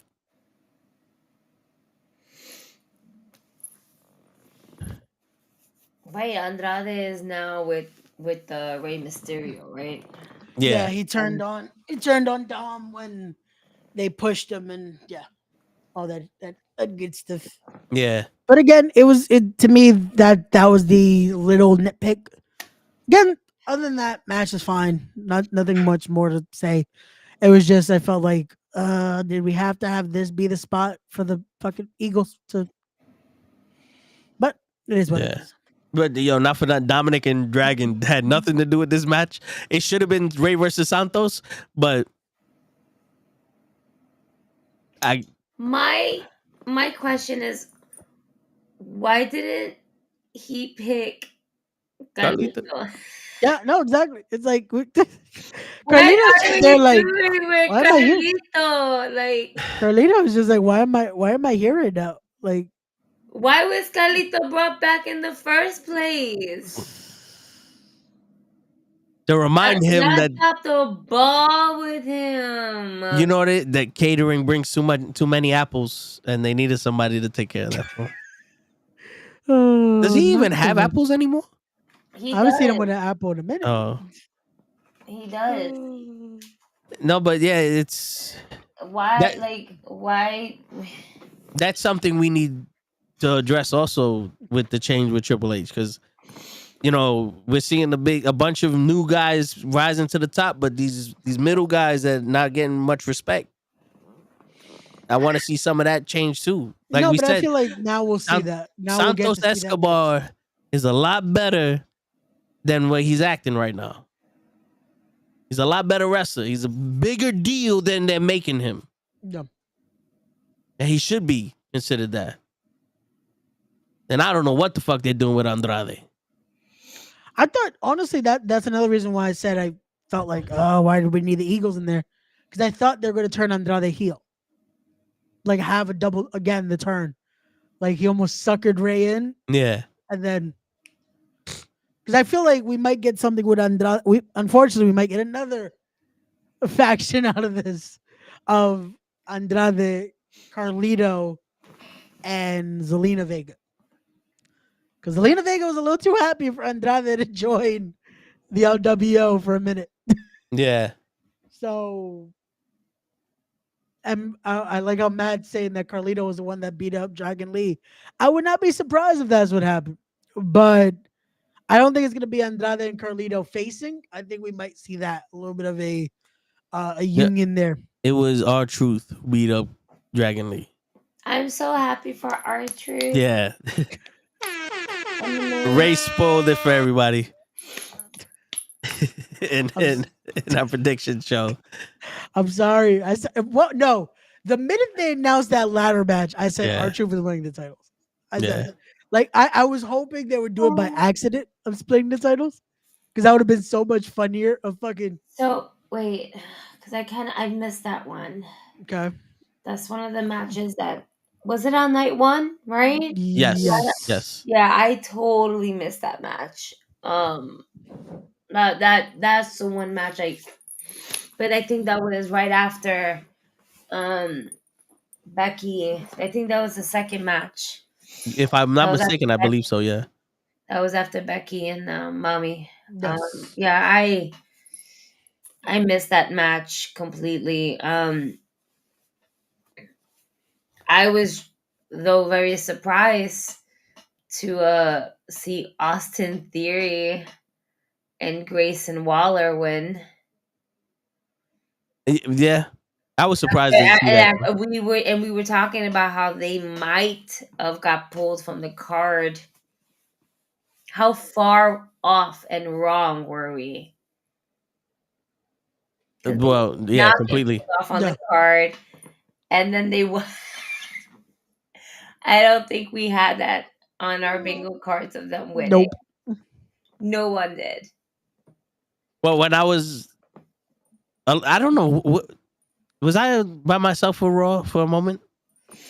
Yeah, you were. Okay, because I said it. It was like, it wouldn't have made sense to have the Motor City Machine Guns debut at that way on WrestleMania, because there's not that many WWE fans that would have known them. They didn't even do anything for like Raw. yeah. Or like they just. I don't think they would have got a pop as big as the Hardy Boys or the Dudley Boys. I think on SmackDown or something like that, it would have been bigger. But Motor City Machine Guns, unless we're in Detroit, because that's the Motor City. You know what I'm saying? I didn't think that was the the play. I think for Philly, it could have worked, because I think that crowd is smarter. Like, you saw a lot of that this weekend. Like, they would have popped for something like that. But just, again, they didn't do any surprises. It worked out the way they did. I just think the biggest surprise was Austin Theory and Grayson Waller winning a set of tag titles. Yeah. Because I don't think anyone thought that was going to happen.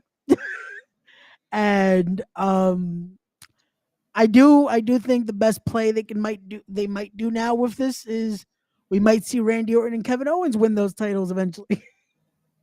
Because their frenemy relationship is building. Yeah. So that might be, unfortunately, that way of just transitional champions into that. Who was the other SmackDown team? Logan Paul still won. What? Who was the other SmackDown team in that ladder match? Catch Republic. Pete so Dunne it was just Waller. Pete Dunne and Taylor Bate. Yeah, they weren't gonna win.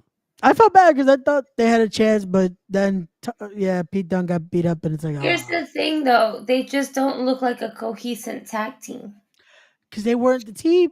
It always was Trent Seven and Tyler Bate. Pete Dunne was always the singles guy. Yeah. In the original group, in British Strong Style, Pete Dunne was always the singles. And they were Mustache Mountain, him and the other guy. Yep. I need a ginger ale. Word. Maybe some J-Mo for my throat, because get a J-Mo rail. I just need the bubbles for the bubbles. Word. But I just need the J-Mo because there's this one spot right here that's just like I can swallow air just to relieve pressure in my ear, and I can feel it irritating me. Oh shit. It's okay. I've only been dealing with this since Saturday night. What day are we on? We're Thursday. Yeah. Almost a week. It's okay. It's just a bad case of the flu. Shit. And Ray was complaining about a headache on Tuesday. Yeah, my bad. Yeah, no, I had a headache Saturday night after the fiasco, festivities, family. I was really in high spirit, but by the time I got home, my headache was like doom. Yeah, that's when the throbbing starts, and it's like, oh, this is And then all day Sunday, all day Monday, Tuesday, I went to work because I had to, and then it's like anything and everything was bothering. Lights was bothering. I was gonna say, how were the lights? Because that's usually the worst. You know what was bothering me? The air in the atmosphere that surrounded my job. That bothered me. Not the air in the atmosphere. Yeah. Air bothered me. Oh god, not the air. And I was oh my god, you're back. No. No. I am here, but I'm not back. I'm leaving now. I've been here 30 minutes more than the time I said I was gonna. It's 10:30, and then I gotta go. Oh, but can you? No, I cannot. I will see you Friday. And she never mentioned which Friday. I'm at that point where like, it's gonna be next Friday. Next Friday is a great movie. Y'all should watch it because I ain't gonna come. Word. At the rate that I'm going, I was like, was I supposed to come back that day? Was I? I said Friday. I didn't say which Friday. Could be the Shit. Friday after that. Friday after next was a good one too. Yeah. Yo, all right. So before we get into the main event and all that, Matt has Main How do event. you- he goes, how do you think they're gonna bring in Tama and Jacob? Well, Man, Tama was smart. The minute the main event finished, Tama Tonga decided to post up a nice picture with his name over it and a red phone, almost showing that he's just a call away. Okay. So here's my thing. Yeah. I'm at SmackDown. Paul Heyman not hearing from the tribal chief. Jimmy all beat up. Solo steps up. Now, you know what? I'm in control. And here goes the boys. These are Solo's boys. Tama and Jacob. And it's a different bloodline.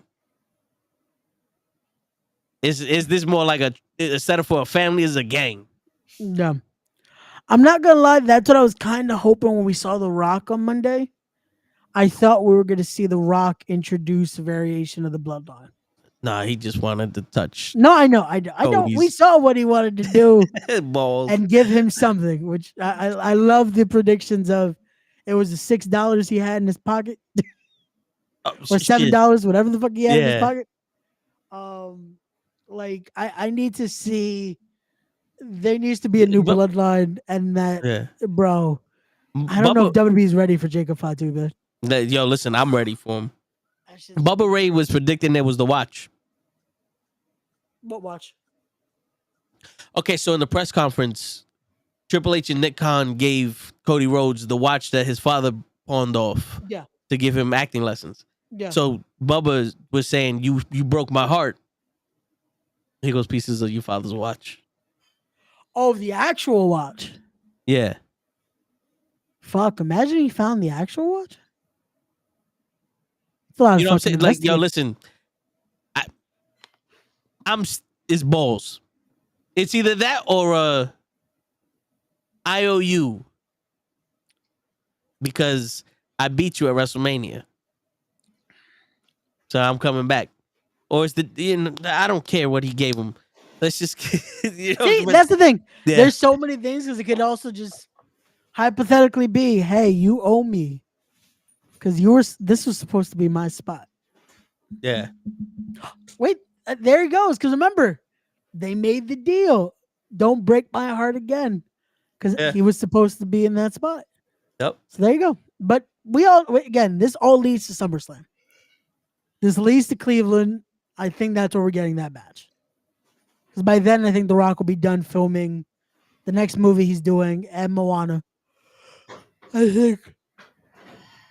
think that's where we see Rock versus Cody for the title. Yeah. So we shall see what happens there. But yo, Rock versus Cody, SummerSlam. Yep. Yeah. All right. So what did he give him in his hand? That's what we were just speculating. Yeah. At this point, we're just saying it's a figure, almost like it wasn't actually anything, but just like. I think it was.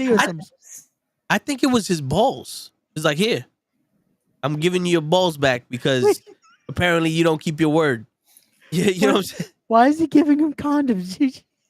Yo, that's how he was made. Drunken night, no condoms. No cheap condoms. But it's just, don't break my heart again. Gives him condoms. Yeah. Don't have another kid like your bitch ass. It's just the thought process of no. Safe No, sex, y'all. no. His wife. He knew the deal. No, Tom. You know what it was?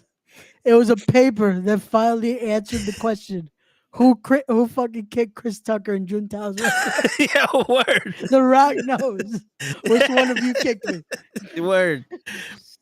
And on the back it goes, "You are a father now." Oh fuck. That's funny. Oh fuck, man. I really am laughing on the inside, you guys.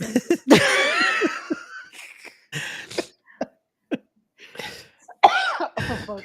See, that's what happened. What happened right here? That's exactly. I was just caught, and y'all hear it. It's okay because I'm censored. I'm censored by my little. Dave and Buster's. Yo, that shit is bright. That shit is a lot Yo, brighter than I facts. thought Why it would is be. it so bright? It looks like if she just. Yo, facts. Gigi, just grab it like this. Fucking. I have the power.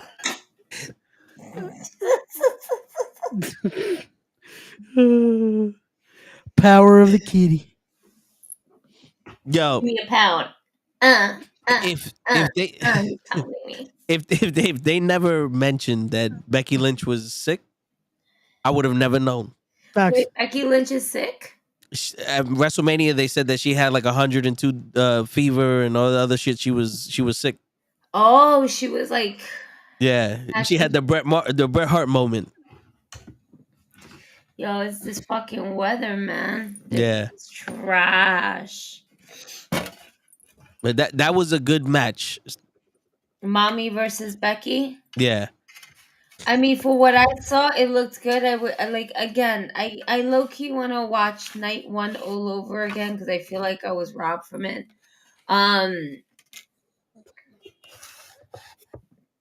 Right, and but I don't want to watch it because it's just a lot. She has strep throat. Yeah, tell her to join the crowd. Word. What's going on, Jordan Kirby? Kirby. Welcome. Like, why are you calling him a perv? That's terrible. Because I was, while I was saying his name, I was looking to see if he stopped by and said hi before he starts asking us questions. Nope. Like if we're part of a test or some shit. But yeah. That's funny. Yes and no, apparently. Depending on what part of the episode I'm enjoying wrestling. Yeah. I'm enjoying what we're about to step foot into and everything. This is just the beginning of everything. This is the beginning of everything, in all honesty. I mean, WrestleMania for us and the Raw after WrestleMania, they always talk about the season premiere and sometime in September. This is our season premiere. This is where we hit our reset button. This is where we do all this other stuff. What I'm kind of surprised is that they did not have any real surprises or like debuts. Yeah. The Raw after Mania, like not to say debuts. Let me not take that because I'm not gonna take that away from Eli Dragunov, and I'm not gonna take it away from Roxanne Perez. Yeah. Which was funny enough because I didn't watch Stand and Deliver. And then I was like, oh, okay, Elia's still my champion. Oh, Roxanne's the new champion. Interesting. After Raw, I went back to watch it before I started watching NXT. But I am kind of glad that happened. But I honestly thought that being that, we were kind of, Matt was mentioning how we're going to bring up Jacob Fatu. I honestly thought that after hearing the news that he was signed to the E, that we were going to get him as a surprise. But who's to say that, SmackDown, we don't get that, at the same time, I guess, I don't know. I'm on the fence right now because The Rock said he was going away for a little bit. My tribal chief might be going away for a little bit. He was mourning supposedly he was mourning, and now he's back on the grind. You know. No, yeah, I love that post that he did. He's like, yesterday I mourned, today's day one. It's like, well, he didn't take long to stop to stop mourning. He Yeah. went straight back into work. So that's awesome to see. But he's definitely gonna take his break. He needs to, as this Seth needs to fucking finally recharge and get back later. Like, Yo, Seth Rollins needs love. Roman's been carrying this company on his back for the last 4 years. Good for him, but he deserves a nice little vacay. yeah. That's what we're doing. We don't even know if Roman's going to be doing any type of Hollywood things now. He could be. Stop it! Yawning is contagious. I'm sorry. I've I been keep yawning nonstop because I've been going to sleep early, like a school child. Are you sorry, Ray? He's You're not. doing that shit on purpose. If I do this, then you're gonna yell at me either way. So. Ray. Yeah. I am slightly kind of chuckling on the inside that your faded red is the same color as your shirt. Yeah, I have to Yo, that shit is almost fucking perfect. Yeah, that's. I was like looking at it because I actually have you guys on the full screen as it's supposed to see what like the group chat is, and I'm just like, wow, it really matches to the T. Sorry. I didn't do it on purpose either. I was just like, fuck it, I'm gonna wear this shirt. And now that the fucking new camera shows it, I'm like, oh fuck, it does look. Oh well, we got a new Now you camera need the too. glasses. It looks fucking faded. Damn. That I died for a week. Ray got a new camera. Mm-hmm. You know, he still doesn't really apologize for stealing the hair color. Yeah, and you notice the last time he was sick was when he dyed his hair red. You know, sorry. You know, I forgot about that. I just said I was gonna re-dye my hair. Damn it, Tom. See? Don't bring that up. Now I wonder why you get sick, Gigi. Yo, he be putting that voodoo shit on me. Yeah. What bruja have you been talking to in Brooklyn that I need to lift up this spell and this curse upon me? Listen, I got my Palo Santo ready. Like, fuck around. Well, I'm gonna be the villain of the next Fast and Furious. He's Vin Diesel's abandoned cut. Nah, Roman's already in that series. Remember, he came out in Hobbs and Shaw. He's already related to The Rock in the movie, so he's just gonna show up. He's gonna fight. He's gonna fight fucking Jason Momoa. Fuck it. Jason Momoa? Yeah, Jason Momoa is the villain in the last Fast and Furious movie. Oh, yeah. I don't keep up. Yeah, I lost all interest in Fast and Furious after Paul Walker died. As most people did. Yeah. So Especially I have after they did the tribute, that's when everyone just like, okay, that's it. And they just kept going. The fact that they continued on though, like we're gonna continue on. Like why? No. It's so sad. Like, we don't need to continue on with this shit. This is not. They're trying to make Fast and the Furious into like Marvel movies. No. And yes, Matt, we did notice because it's a great thing that Latinos are taking over right now. Yes, Matt, we've noticed. We spoke about this. Move on with your life. We are happy. This is also no matter what, we're always gonna notice because we are enjoying it. Because it's about time. Word. Cody is Cuban, isn't he?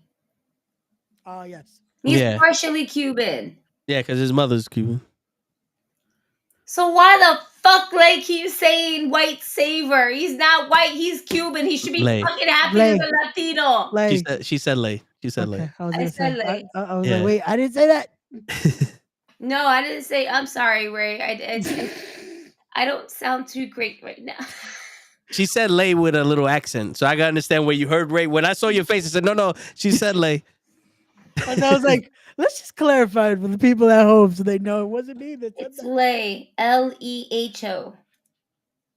Leho. I'm not even high yet. Just I'm gonna get there. And I'm gonna pray to God I don't have to cough. yo, it's funny. Robitussin actually helped me out. Yo, I've been using Mucinex and it's been helping me, but I have a full blown. I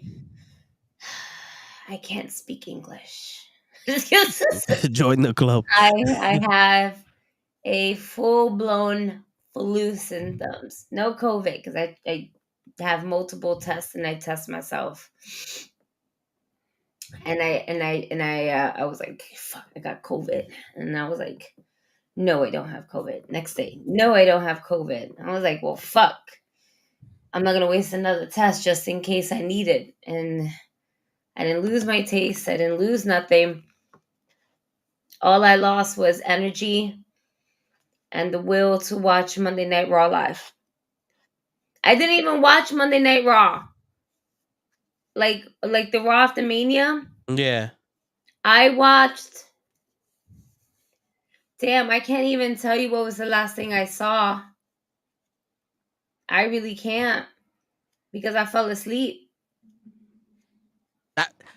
The Raw after Mania wasn't like what we know. It was a bunch of promos. Yeah, it didn't feel like the Raw after Mania. It felt like it was cool to see Dragunov. It was cool to see Roxanne Perez. The Cody. I remember seeing, and I remember seeing Liv Morgan attack Mommy. Yeah, that one was. No, that camera shot was cool. Like the fucking Dom being like, "The fuck over there," and then it's just. And the way how he just like went all the way. That was cool. That was cool. Shout out to the new production. That was cool. I admit that. I saw that one. Yeah, like their production now, you could tell like they're fucking changing this up. Also, speaking of like the change ups and all that, Shawn Michaels is now the new head of talent relations. Hey. So who's doing NXT? The sexy no, boy. it's still him, but boy. DX is officially running the WWE. He's my boy to it. Bro, wow. It's funny how everyone blames WCW for going under because the Click ran it. No, because Bischoff. Nah. All right, and Hogan ran it. They weren't part of the Click. No, but when Kevin Nash became the booker and all that shit. Well, no. But the thing is, this is now Triple H and Shawn Michaels are being the business guys. Oh yeah. And worried about running the company, not making themselves richer. But you see though the difference. Yeah. Where it's like, okay, Triple H was a wrestler, and then went basically to school to learn how to do the business, and then took over the business. Yep. Shawn Michaels is considered to many people as the best wrestler in the world. Yep. And now he's doing the same path as Triple H. Yep. I love it. You love to watch it. Yeah, it wasn't just some guy turning around and go, you know what? I had 900 matches. I can run a WWE. you know, it's and you see it like as much as again, it's. I don't think Vince ever expected that to be the way Triple H takes over, but I think Vince always knew Triple H would be the one to follow. Because even from back in the day, he was the one like, hey, you have good ideas.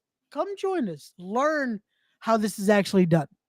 And this is why so many people recommend shut up and listen and learn. Anytime you're in a locker room with people like that, where you're listening to ideas and how they're breaking shit down, just listen. Because you'll learn a lot about how this fucking business is run and how shit could work. Like, bro, even I hope Matt is still in the comments. That day for Loudies, that's all we were fucking doing for a while. Is just listening to the vets break shit down. And I'm just like, that makes fucking sense. Huh. And you start to picture the shit. And doing it at that level, Triple H is like, you know what? That makes sense. And he fucking now is doing it. And to a T that, again, this is a fucking now it isn't at that point when he was learning, it was still a multi-million. This is now a multi-billion-dollar corporation. Yeah. That is under a fucking banner of an even bigger corporation because it's under the TKO banner now. Yeah. So it's a situation where now they're at a point that they have these huge fucking sponsors. They have this idea of possibly doing partnerships with other things. It's like they're now at a point where they have to fucking whatever they do has to click. And Triple H is doing it well.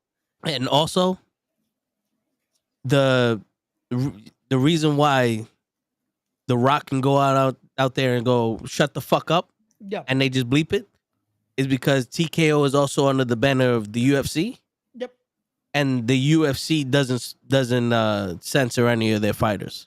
Nope.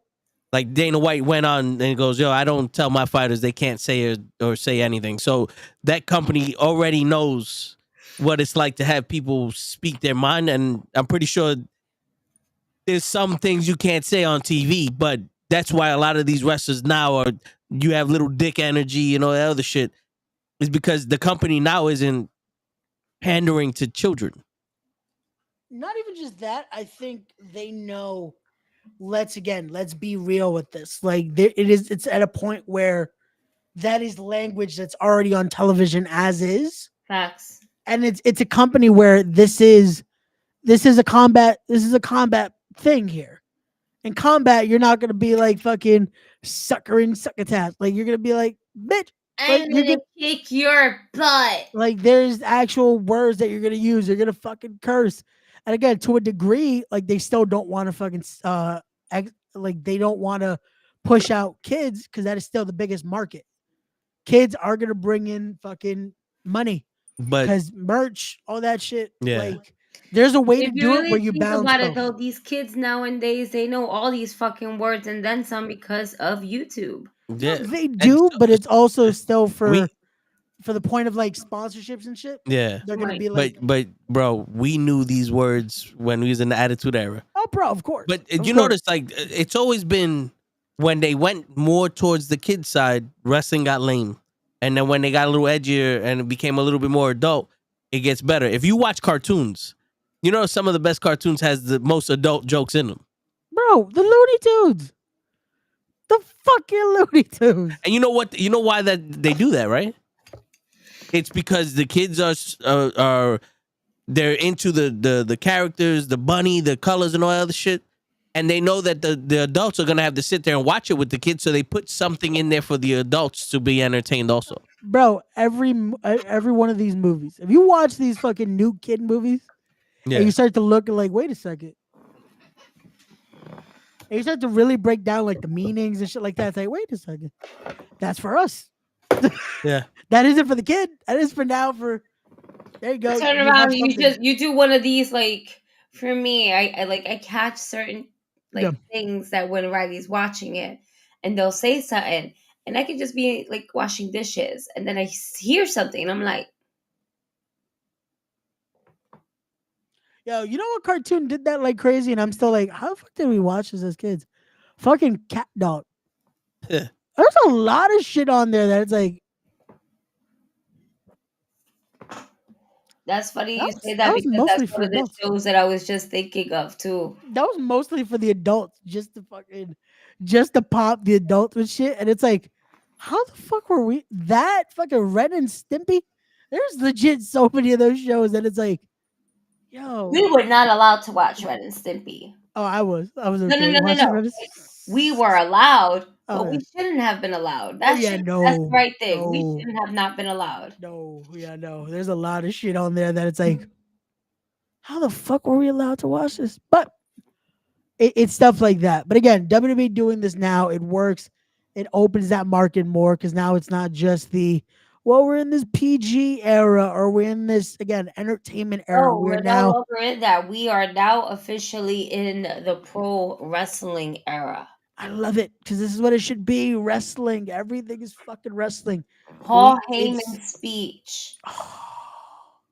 Can we just touch base on that? Wait, I don't know what else we discussed on WrestleMania. At this point, I feel like we discussed it all, but we didn't. And I know we're missing like the main event and shit like that, but yo. You know how we do here. It's all good. And again, there's not much more we can say that I don't think we've already has already been said about how good it was too. But yeah, that speech was fucking. If I posted it the night after. If that speech didn't make you feel something, Word. I don't know what the fuck will. Because that speech, if that doesn't motivate you to want to fucking do what you got to do, doesn't have to be in wrestling, doesn't have to be just in anything in life. If that doesn't motivate you to get your ass up and do fucking something, I don't know what the fuck will. Yeah. So I don't get my best friend, who I took her to WrestleMania with me one time. I took her to WrestleMania 29 when we had it in New York and New Jersey. Okay. Yeah. Okay.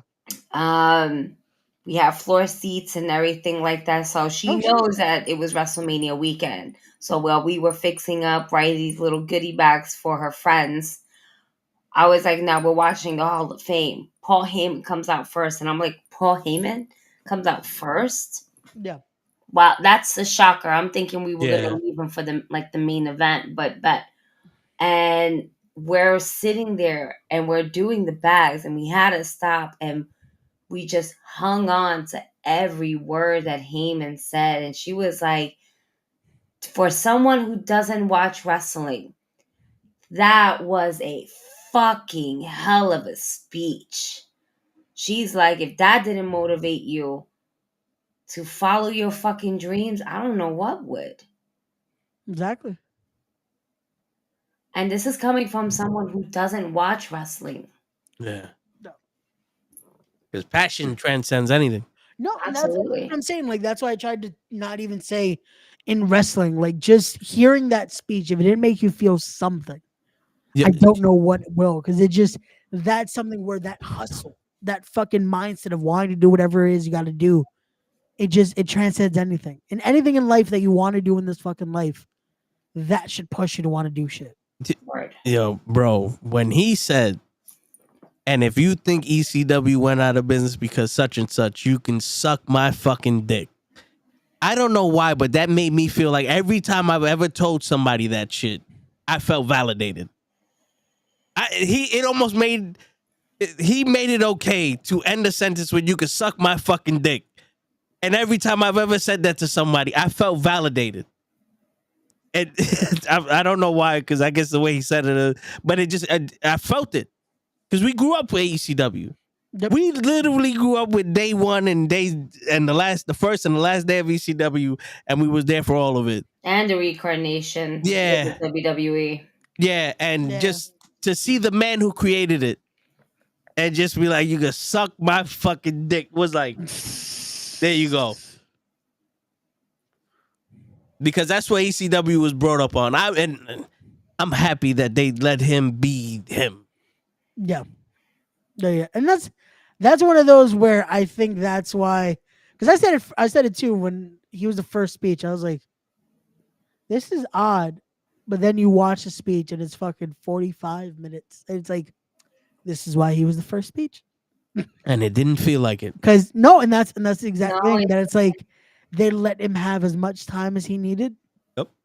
And you could have had more. And there wouldn't be one person to give him the fucking Mr. T that's like, hey, you gotta yeah. Oh, but Mr. T kept talking about his mama. Like, nah, you gotta.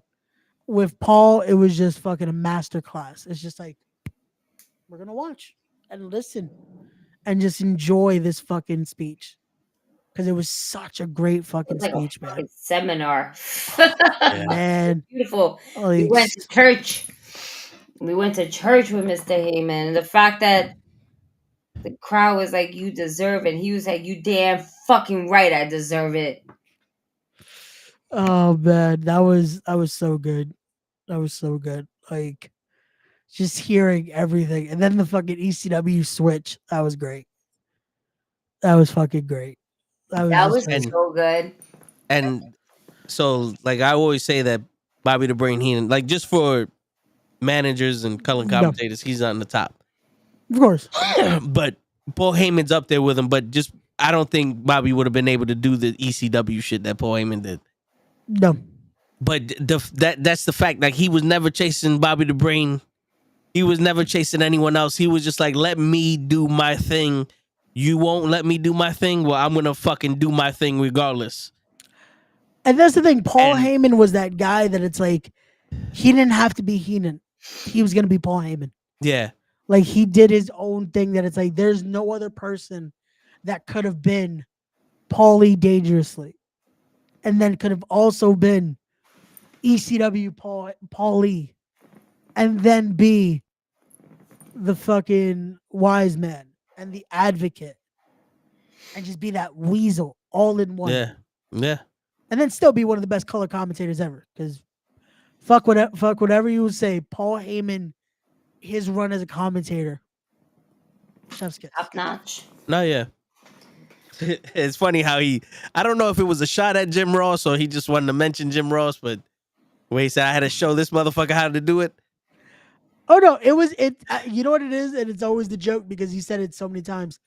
To do it with Jim Ross, knowing how much of a great commentator Jim Ross was, it was just like him, like fucking. Well, I'm not gonna act like a mark. Yeah. But fuck, this is cool. You know. Okay, I get it. So it's one of those irony shits. Yeah. It's just like fuck. It's like, why am I sitting next to him right now? You know, like I don't deserve to be here. It's like me going, and that was Hulk Hogan's best day when he met me.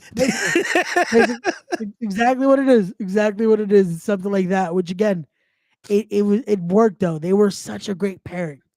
Yeah. Like it was such a great pairing. Oh man. No, but yeah, that speech, the whole history of it is just amazing. Yeah. And there's not too many people like that in the industry. Nope. But going from that to The Rock, The Rock stature alone, he's becoming one of the biggest names in wrestling. Yep. You know, and he's this generation's Hogan. Yep. And I say that because back in the day, Hogan was so big, you could go to any other country, any other part of the world that doesn't even have cable, and they know who Hulk Hogan is. They know who Muhammad Ali is. Now people know who The Rock are. Legitimately, my brother's friend did not watch wrestling after the Attitude Era. He didn't know anyone at WrestleMania except for The Undertaker and The Rock. He bought the video game and he started watching wrestling again after The Rock showed up at WrestleMania. That's fucking cool. That's fucking cool. That shows you though, that hook of what it does, that little bit of connection. This is why, like, people say, oh, why do they have to bring this guy back or bring this guy back? Because that connection, though. Like, as much as I know you're not the biggest fan of him, but a John Cena, it does it. It's still that appeal that people know the name. Even if you aren't the biggest wrestling fan, you know The Rock. You know John Cena. Yeah. You know Hulk Hogan. You know Roman Reigns. Now you know Roman Reigns. Because now he's transcended both. That even when he showed up on Jimmy Fallon last week with The Rock, people know Roman Reigns. Yeah. And it's names like that it's like, it gives that purpose of like, they're not just in wrestling, you know? But it brings people back to wrestling. Because now they want to see like, oh, okay, cool. This is different. Or, okay, I remember watching this, that type of shit, you know? Mm-hmm. But this is why, like, when we started the show, use that, ride that momentum, and make great fucking wrestling. Yeah. Don't fucking tarnish it by like, let's be petty and let's do stupid shit. No, make great wrestling. There's fucking amazing people out there right now. They're killing it for spots and killing it to be able to showcase themselves. And when you ruin it by trying to be petty with shit, it's like you just spit in the face of so many workers that are doing this shit. Last week, give or take, I was talking to my boy about this. There had to be at least fucking 30 to 35 shows going on last week. Indie-wise. Because of WrestleMania week. People, again, trying to kill it. Trying to... Fucking shout out to Speedball Mike Bailey. I think he wrestled 14 matches last week. Shit. Imagine fucking that. Trying to fucking just... Again, and killed it. Because he wrestled for Bloodsport. He wrestled for GCW a couple times. He kept fucking going. And again, it's showcasing talent out there. And when you decide, fuck it, let's not try to keep making wrestling the main subject, you spit in the guy's face like that, man. Yeah. And it sucks.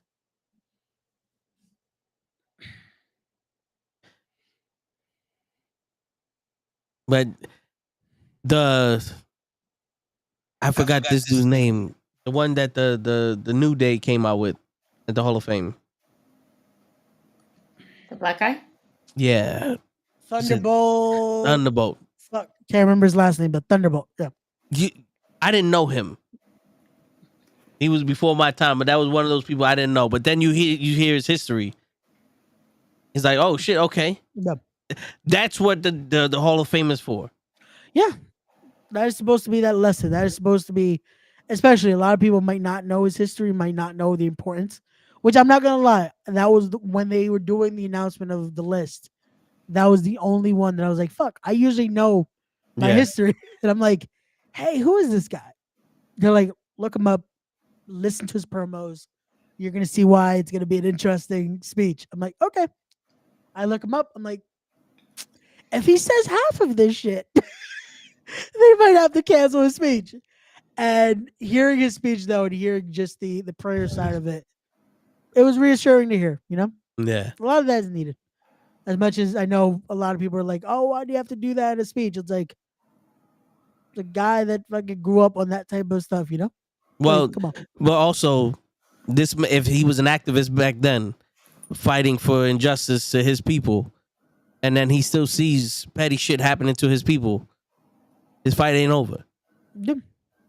That's so true. Until we change as a people, the people that fight for stuff like that is gonna keep saying them shit. As they should, and as it should be, because again, it's never over till it's over. Yeah. You know? It's never over till it's over. But totally sidetrack. No. I just popped open my phone and I just saw over WrestleMania weekend, Drew Gulak was pulled from several appearances. Most notable, Gulak was removed from his seat at the WWE Hall of Fame after a producer noticed that he was in close proximity to someone close to Ronda Rousey's inner circle of friends. There are no creative plans for Gulak at this time. They're gonna let the heat die down. Yeah, but he's in NXT right now. So, like, let the boy rock. It's a no. It should be a no. No, yeah, they pulled him already. Like last night, he was off the entrance. Not last night, on Tuesday.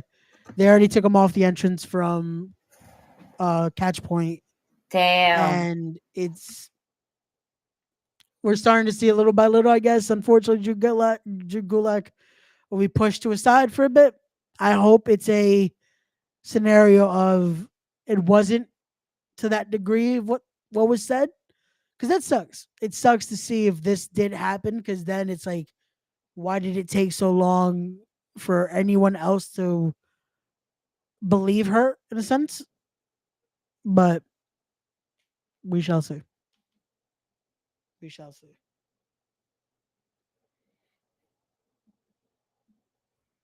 It's just weird because it feels like when someone gets injured, she pops up and says, "Oh, I had a concussion when they did this." Yeah. Or when someone says something about Vince, "Oh, I did this and Vince forced me to do this." Or when someone has something, "Oh, I did this." It's like, at one point, are you just like a victim of every person you ever talk to, or are you just jumping on the bandwagon trying to get your notary somewhere? Yeah. Because like I'm not here to victim blame nobody, but it's kind of real convenient. Everybody? When you got concussed by Stephanie McMahon, you was concussed before you fought Holly Holmes. They forced you to wrestle while you was concussed. Then Drew Gulak touched your string for your sweatpants. I'm like, wasn't you the baddest woman on the planet who was gonna beat up Mayweather? That was my thing. That it's like, again, Like, and also, Travis Brown is her husband. Yep. And was the guy that was putting in shots when they jumped Bret Hart at the Hall of Fame. I don't think he's the type that's going to be like, well, you know, fuck it. It's okay. You know what I'm saying? I think he would have fucked Drew Gulak up. That's what I'm saying. That it's like, I think Ronda alone, if that would have happened, I think we would have heard a story about Drew Gulak getting his ass kicked. And then you add the idea of Travis Brown being there. I doubt he's gonna be like, oh yeah, it's fine. You touched my girl's pants. Like, yeah, nah, I don't know. But yeah, it sucks. It sucks. Because I already know, no matter what, Drew Gulak's already looked at as like being an issue, just because instantly they think of, oh, but your brother did something that was cancelable, so it's not as hard to believe you did something too. Who's his brother? Rory Gulak. I don't know. No, yeah. His brother, I can't remember exactly what he did, but he was canceled for a situation and instantly, yep. Okay. And it was and instantly when this came out, it was like, oh well, I guess brother's like brother. And I'm like, oh fuck. Like Drew Gulak just seems like too I don't want to say that because you never know. I was about to say he seems like too nice of a person and want to do something like that maliciously. Yeah. But again, you don't know. So until we find out the truth, it is all fucking hearsay at this point. Yeah. So I don't want to say that either and be like, oh, he's too nice to do something like that, you know? Yeah, but I mean, that's unexcusable if it did happen. No, yeah, if it did, it's a scenario where he deserves to fucking. That's it. Like there is no place for any of that in this business. I'm just saying it's one of those where if it didn't, and this is now ruining someone's career, then it's like fuck, you know? Yeah, but if it did, then yeah, that's it. Sorry, it's not allowed. It shouldn't be allowed here. Yeah, because it also, if my timing is wrong, but it also felt like Becky Lynch came out with her book, and she basically said that Ronda Rousey can't wrestle, and now Ronda Rousey's like, well, look at all the shit I went through in wrestling. You muted, Gigi. I noticed the retaliation. Yeah, Leon, yes, Brett really did get tackled like that, and we're not trying to dismiss your question, but yes, no, he definitely got tackled, and the guy who tackled him got his ass handed to him. Word. As he should. What other matches haven't spoke about? We went all over the place because I was just thinking about Paul Heyman's Hall of Fame speech and everybody else. Both main events we haven't spoken about. The Intercontinental title we haven't spoke about. The Randy Orton versus Kevin Owens match we haven't talked about. Okay, let's just cover that real quick. Kevin Owens should have won. Case closed. Fuck Logan Paul, but prime drink tastes really good. I was dying when you said that in the chat. I was like, no, they got GG. No, meanwhile, I had just drank the prime. Same thing. Also, you a Logan Paul fan? Hey. I will say this. I was looking back at the predictions, and I'm like, I hate that out of spite I got one wrong because I everything else I got to a T, but the Motor City Machine Guns. But again, that was just pie in the sky. Because you got inside information where you're a cheater. Hey, I use what I can. Wild. We all thought that The Rock was going to fucking turn on Roman in some sort of way and form and everything like that.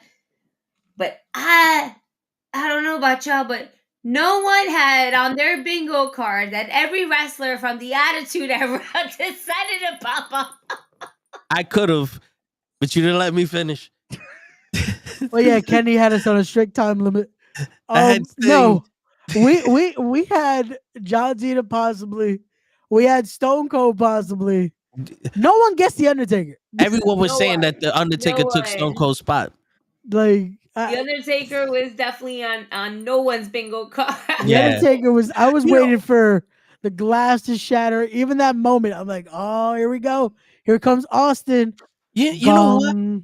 Because I was under the impression, and I don't know if he said this or not, but I was under the impression that once Undertaker retired, he was done forever.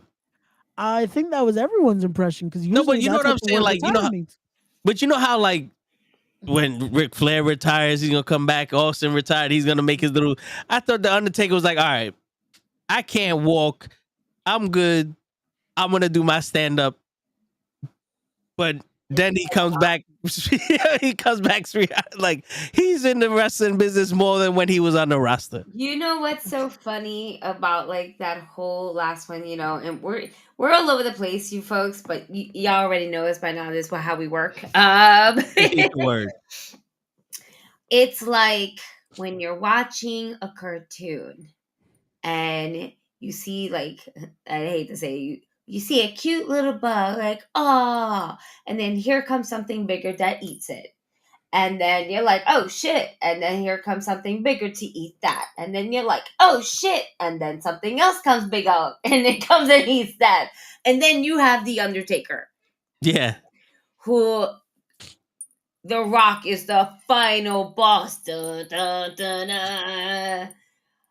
But there's no one on this God green earth like the Undertaker, who is bigger than the final boss will ever be because he is the fucking Undertaker. Yeah. Okay? So when you see somebody bigger or that is like right there with The Rock, and then The Rock was like, oh, I remember you. It was that moment where it's like it's the final boss, but then it's like, hey, this is the judge, jury, and executioner right here. Right. Like, That's it. Hey, so remember that time in Wrestle Court? Remember that time in court? Back in 1999. no, but that was great. Yo. That was too fucking perfect of just a moment. Like remember that. It was the most funnest thing. Is like, remember that receipt I said I was going to give you? This is it. And in my head, I'm thinking, why Undertaker? And then I was like, okay, American Badass. But you can't just do American Badass with the Undertaker without him coming up with the whole motorcycle. So you needed something quick with Taker. So I'm thinking, okay, we're going to bring everybody. You know, everybody over here was trying to help out Cody. Not once did we ever hear that the Undertaker was going to help out Cody. But if you would have put like American Badass, American Nightmare, American Badass, that makes sense. You know what's funny though? But it's I'm good. Yo, be prepared for some yoga. But let's do a reach here. The Rock debuted at Survivor Series 1996. Yes, he did. Yes. The Undertaker debuted Survivor Series 1990. 1990. 1990? Oh wait. Yeah. He did start in the 90s. 1991 is when Ric Flair. Actually. Didn't he start in 89? He was wrestling around that time. Of course. No, because I know he with the gobbledygooker. He came with the gobbledygooker. So doesn't matter what year. His opponent in that match was Dustin Rhodes. It was Dusty Rhodes, Bret Hart, Jim the Anvil Neidhart, and someone else. And he almost ran the gamut. So you debut in the WWE against Cody Rhodes' father. And you take out the man that debuted at Survivor Series, who's the final boss. It's a stretch. But yo, I was there when I started with your father. And I'm gonna end this with you. You know what I'm saying? There's something there you could draw from. No. There's something there you could draw from. But when I see The Rock, the final boss, and then the Undertaker comes out, Undertaker's got like God, that's God level. Because he's been there for so many. He was there after The Rock retired. You know what I'm saying? After Stone Cold, he's been there for so many generations. He was there before. Yeah, and he was way after. No. Yeah, like he's almost sense, then now together forever. Like you have to have that bigger character. You can have Stone Cold come in, but let's be real. Stone Cold next to The Rock. Gotta love Stone Cold, but he looking real skinny compared next to The Rock, where you have The Undertaker that's about to size up the same size as him. Yeah. No, and it's too Yeah. perfect too, especially if this is really that Triple H era. It makes sense, Taker. It makes sense, like, hey, I need a favor. Like Yeah. it's too perfect to have him again, the guy that was that locker room leader, like Joseph said there. Like it's the locker room leader for so many years. And need a little bit of a help, a little bit of a hand here. Yeah, I Boom. mean, yo, how many stories have we heard? If you didn't do the right thing, the Undertaker was gonna fuck up. He was gonna fuck up Shawn Michaels if he didn't lose this to Stone Cold at WrestleMania. Yep. You know, so I mean, hey man, yeah. unless you have that bottle of Jack Daniels ready for him. There's only but so many people that you could replace with Stone Cold and they'll be fine. Like I know I was listening to Eric Bischoff and whoever he does his podcast with, and they were saying that they kind of wanted to see Hogan come out because it would have been all the eras. Yeah. Hogan, Undertaker, Cena, Rock, like all the eras before this, and then that would have culminated them, and then it would start the new one. Especially how it was WrestleMania 40. Yeah, that would have been the closest we get to some of taste of WrestleMania 1. Yeah. So it would have made sense, but yeah. I guess they also don't want to go that too far into it, because if you think about it, that wasn't really Triple H's era. That was Vince's era. No, yeah. No, So yeah, it's Triple H, true. I'm thinking more of Triple H Yeah. of him wrestling. Like, No, not yeah. saying that Hogan wasn't there, but by the time Hogan got there where he was at, Yeah. you know, there was a major different level. So And also it would have took Hogan a long time to get down there. yeah. With his back injuries and all that other shit isn't even. Nah, man, they could have just had Hogan come down They didn't need the Andre the Giant cart for WrestleMania 3. They didn't need that shit to bring Hogan down there. You could have Kevin Owens just fucking, hey, come on. Right. Yeah, right. Do what he did for Randy. And they just ride down there. That was a fun match between them three, though. So in the chat, they mentioned Dean Ambrose. When I heard the Shield, I'm not gonna lie, I kind of thought Dean Ambrose was coming down with Seth. Also, I was just like, how? Like, because I forgot about Seth for some reason. I was just like, who? Because I forgot about Seth. So I'm like, wait, Roman's out here. You want to know why? There's no way he already had his match and we already lost. So we weren't expecting to see him twice in one night. That's why. Yeah, not with the even Shield. when he got there, he didn't do nothing. He got punched in the face. I fucking broke down laughing because I was just like, what was the point? You pop us with the Shield theme and fucking.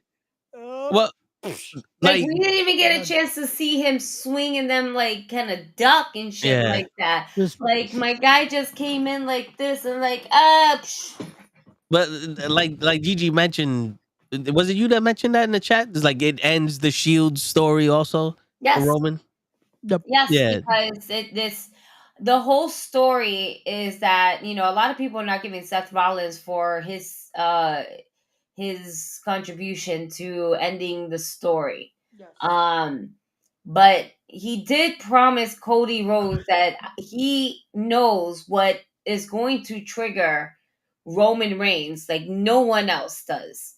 And that from here on out, he is going to be his Shield. You know, and we all know, we were like, oh my God, the one thing Roman could never get over, and this is the story that it's really kind of coming full circle, where the one thing that ticked Roman off the most was the breakup of the Shield, because he was the one that got the chair to the back, right? So Seth Rollins knows that this betrayal and that Roman can never let go, right? Roman sometimes acts like a scorned woman and can never let go of the past. It happens. It's okay. Like, I understand him. Okay, not to say he's a woman. He's a tribal chief. That's tribal daddy all day. But sometimes men can be very petty too and cannot let shit go. Yeah. They hold that grudge possibly until they take it to their grave type shit. And in this story, it showed that you play the Shield's music. So when you're playing mind games with the tribal chief, you're coming out in the uniform. It doesn't help that your hair is already blonde as is, so it kind of gives that homage to the blonde side part that Seth had in his back in the day. Yeah. Okay, it kind of worked out in his favor, and then you have this image of Seth Rollins already beaten down, and now Roman fucked up by focusing on the wrong person, the person that did him wrong and that's trying to screw him over and his championship. And it did. It did. It really did. Because Roman took his focus on Cody when he had the chair. Yep. He went and focused on Seth because he just saw himself where Seth was at. And this is the moment where he was able to be like, fuck you. Now you know how this feels. Ah! To get back. And that closed this chapter of Seth getting that Closure. not to say closure, His but revenge. The closure happens of the Shield, absolutely. Karma. But Seth Rollins now is sacrificing his body after having a gruesome match. Yeah. Already. So we're sacrificing Redemption. more of his back, right? Redemption. Yeah, you go. You know what? This is my redemption. I sold out then, and I didn't sell out this time. Yeah. No.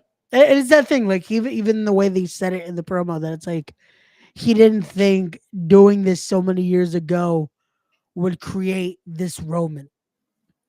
So he almost blames himself. So it's one of those, like, he got to be a part of taking that down. And he's always said, I feel like I'm partially to blame for who the man he is now. So he took that ownership. Yep. Right? Of I'm gonna help you take this nigga down. Because I was also part of how he is now. Yep. And I apologize for that. But he couldn't apologize to Drew. The one person that Seth knew that if anybody's going to get underneath Roman Reigns' skin, it wasn't going to be Cody. It wasn't going to be this person, that person. No, it was going to be Seth. It was always Seth. That black eye though, it was like, oh, that's gonna be bad, because that thing swelled up like nothing. That added to the image though, where you see like Seth kind of crying, and just his eyes swollen, and him barely being able to stand. It's just like, yeah, this man needs a vacation pretty bad. Yo, dude, I'm sitting there like, yo, but man, you act like you wrestled everyone tonight at WrestleMania to a death match. Like, bro, because it's like, yo, we already knew he's been wrestling injured. Like, as much as we joke around about the back and all that, this guy's been fucked up. Like, as much as Kenny Omega admitted it, Seth has been keeping a lot of this, like, yeah, I'm hurt, but I'm all right. Not letting us know, like, he is super hurt. Like, now getting this, like, that moment there was just vulnerability of like, I'm tired, I need to go home, relax. And now I'm hoping this guy just gets to fucking recoup. I think right now it's a point where we could lose Seth, Roman, Rock, and the company's gonna be fine for a while. Yeah. Like, it showed after WrestleMania. Now you have those faces and you have those opportunities where, again, now you've put in Damian as world champion. You have Cody as world champion. You have Gunther now being able to challenge one of those two eventually. Jay challenging Damian in the next coming weeks. Like, there's stuff setting up there that it's like, cool. We have the guys that are going to be next in line instead of, well, fuck. Now what is Seth going to do? What is Roman going to do? It's like they can take that break and we'll be fine. I agree. Because not only do you have Damian Priest as your champion, but along with Damian Priest, you have Judgment Day. Yep. So now, are we really going to now be on the verge of breaking them up, like with Don Dom and everything like that? Or like, are we still keeping that story, but just not right now at this very second because we're trying to regain the tag team titles? You know, that right there, that's where it's going to be the crack of Judgment Day. Yeah. Hey, But well, the titles are still in the Judgment Day, according to Archer. That's true.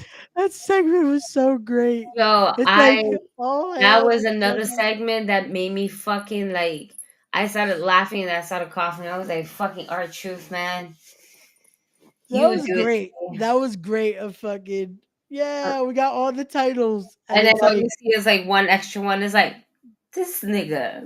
yo, Damian Priest is like, no, We're not not doing doing this this. again. I'm like, No. no, but that's set up. Fucking our partner, we can't see him, and it's like everyone's suspecting little Jimmy, but it's like that was a good way to tease John Cena. I knew right the minute he said you ain't gonna be able to see him. I said that's John Cena. I don't think I was on yet when that happened. I think Yeah, I got no, on it right took me around a the time. second, and then I was like, well, you know, he says he can't see him, and I'm like, oh, he's finally going to get his like his tag. Childhood dream. He's finally gonna live his boyhood dream where You he know, gets to tag team with John Cena. you know what the crazy shit was? Right after that promo, I was like, oh, it's John Cena. My internet and my cable and everything went out. I had to reset my box 4 times. And Wow. when I got back on, that match ended. It was like the world was going, we're not going to do this to you, so you don't need to see this shit. Oh wait, yeah, because it was just me and Show. Yeah. And I spoiled it accidentally for Show with John Cena came. Yeah. I was like, you don't need to see this shit. Oh man. And that was the one yeah. part of Raw that I missed. And I was like, why did this not happen when Drew came out or when Seth came out either? Nope. It was No, just but you yeah. can't see. You only You get can't one. see. Well, that's the point. Word, You can't see yeah. John Cena. There you go. And You weren't supposed to see him. I wasn't able to see him, and I was happy about it. Oh man. No, but yeah. That was a good moment. That was a nice moment to do. And again, it's stuff like that it makes you now. It's like you're still gonna get that entertainment. This is wrestling, but you get a little bit of entertainment in there, but done the right way. But and done where it's memorable. Yeah. But you know something, like they said this was nostalgia at its best. Yeah. Because it does make sense to have Cena come out and help R-Truth, because R-Truth been saying that Cena's his childhood hero and he does the 5-knuckle shuffle and all that. It makes sense. Yep. It wouldn't have made sense if John Cena came out to fight Dominic Mysterio or Andrade for no reason. You know what I'm saying? Like, there's no problem with that type of nostalgia.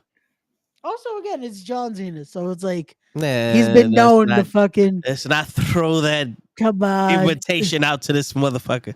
Come on, man. He is the master of random 6-man tag. Put in John Cena. Shit. Likes to be the main Where's event for Teddy Raw Long for weeks. when we need him? No, wait a minute. But can we also say goodbye to that ball spot that he got in the back of his head? Because Oh yeah, next time he comes, because he said he wants to do one last run. So whenever he does decide to do this run, can we just get clean shaven John Cena? Just come back with the military cut. We don't need this looking like you're I related don't to care if he Ernest. comes back with the hair and everything like that. He just needs to take care of that little juice spot that he got back there that he needs to put a little yarmulke on, because Word. Go to the Dominican the spot. minute They'll he put that turned powder. around, all you see is like, oh shit. Yo, facts. The Dominicans will fix that up for him. He'll be Word. Like, we got the front part ready. We're trying to work on the back. Like, just go to man. He'll be all right. If he's waiting for his hair implants, bro. Terrible. I feel like John Cena could afford to do that. Look like a doll. John Cena could afford to go to the stem cells and get that done to his head. Go to Hims. There's a pill or some shit. That's what they keep emailing me. That's the thing. Oh my god. That way I don't lose my hair and shit. All right. Well, so how do we feel about night 1 of the main event? Because we went straight to night 2. Yeah. But how do we feel about like night 1 in the main event? Like, how do you feel like that tag team went? They need to do more in front of Mama Rhodes. Yeah. That is my only complaint about that match. Everything else, I think we basically called how it would go, like the Bloodline winning it. Rock did not look bad at all. No, he didn't. You could tell Rock was cold as hell though. The minute he took off those pants, instant regret. Like, oh fuck, it's cold out here. But he looked That's fine. why he was trying to move around a lot. Yeah. Him pouring that water though, I'm just like, oh, you're making yourself even more cold. Yeah, Probably like not a good idea. Yeah, I'm like you're not helping this situation out. Nope, not at all. But no, match was good. That spear had me dying though. The meme that came out of that spear of like, you ever have that fight with your cousin or your little brother? And it's like, don't tell mom, don't tell mom. I was like, every one of us can relate to that moment. Yep. Shit. I hit up my cousin immediately. I'm like, hey, this used to be us. Because I remember we used to fucking wrestle like that to the point that I remember once he threw a control at the back of my head and legit busted my fucking head open. I didn't say shit, but if I accidentally punched him a little bit too hard, that was it. Yeah. Like, I got clothesline on a rocking chair. Gigi's hardcore. Gigi's hardcore. No, because they didn't want to really like clothesline me because I was like the littlest one. Yeah. And they figured since the rocking chair goes all the way back, they really made the rocking chair go all the way back. And then I flipped backwards with the rocking chair. I was gonna say that feels like that's gonna end bad, and yep. It would have probably been better if they just knocked you on your ass. It's just not with the rocking chair because I feel like, God forbid, especially depending on how old you were, fucking chair falls on top of you. Younger than my child right now. Yeah, no, it's not a good idea. It's okay. I'm here. We're good. It's also true. It's like, wait a second. This is also years ago. We're thinking like, damn, you're probably gonna get hurt, but it's like you're good now. Good. I'm good. I can't breathe for shit right now. You know, I think my nose broke at one point, but it's okay. We're great. Yeah. Damn. Just in case if it does, always have this trick to just fucking do the Mel Gibson shit from Lethal Weapon. I can't do that to myself. Somebody gonna have to do that to me. I've done it to my shoulder. I've legit had to fucking Mel Gibson put that shit back in place. Yeah. Yeah, it's not fun. Yeah, when I was younger, we was playing video games and I got knocked into a mirror and I got a scar on my forehead for it, and I like so much blood on my face, everything was red. I couldn't pull that shit out. Somebody had to. I had a windshield wiper. The way it works, it has two metal plates on the side so it could slide in. I pulled one out and it went through my finger.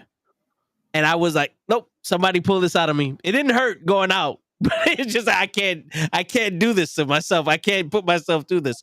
Someone has to pull this out of me. I can't. Okay. Gigi's clothesline story was like here.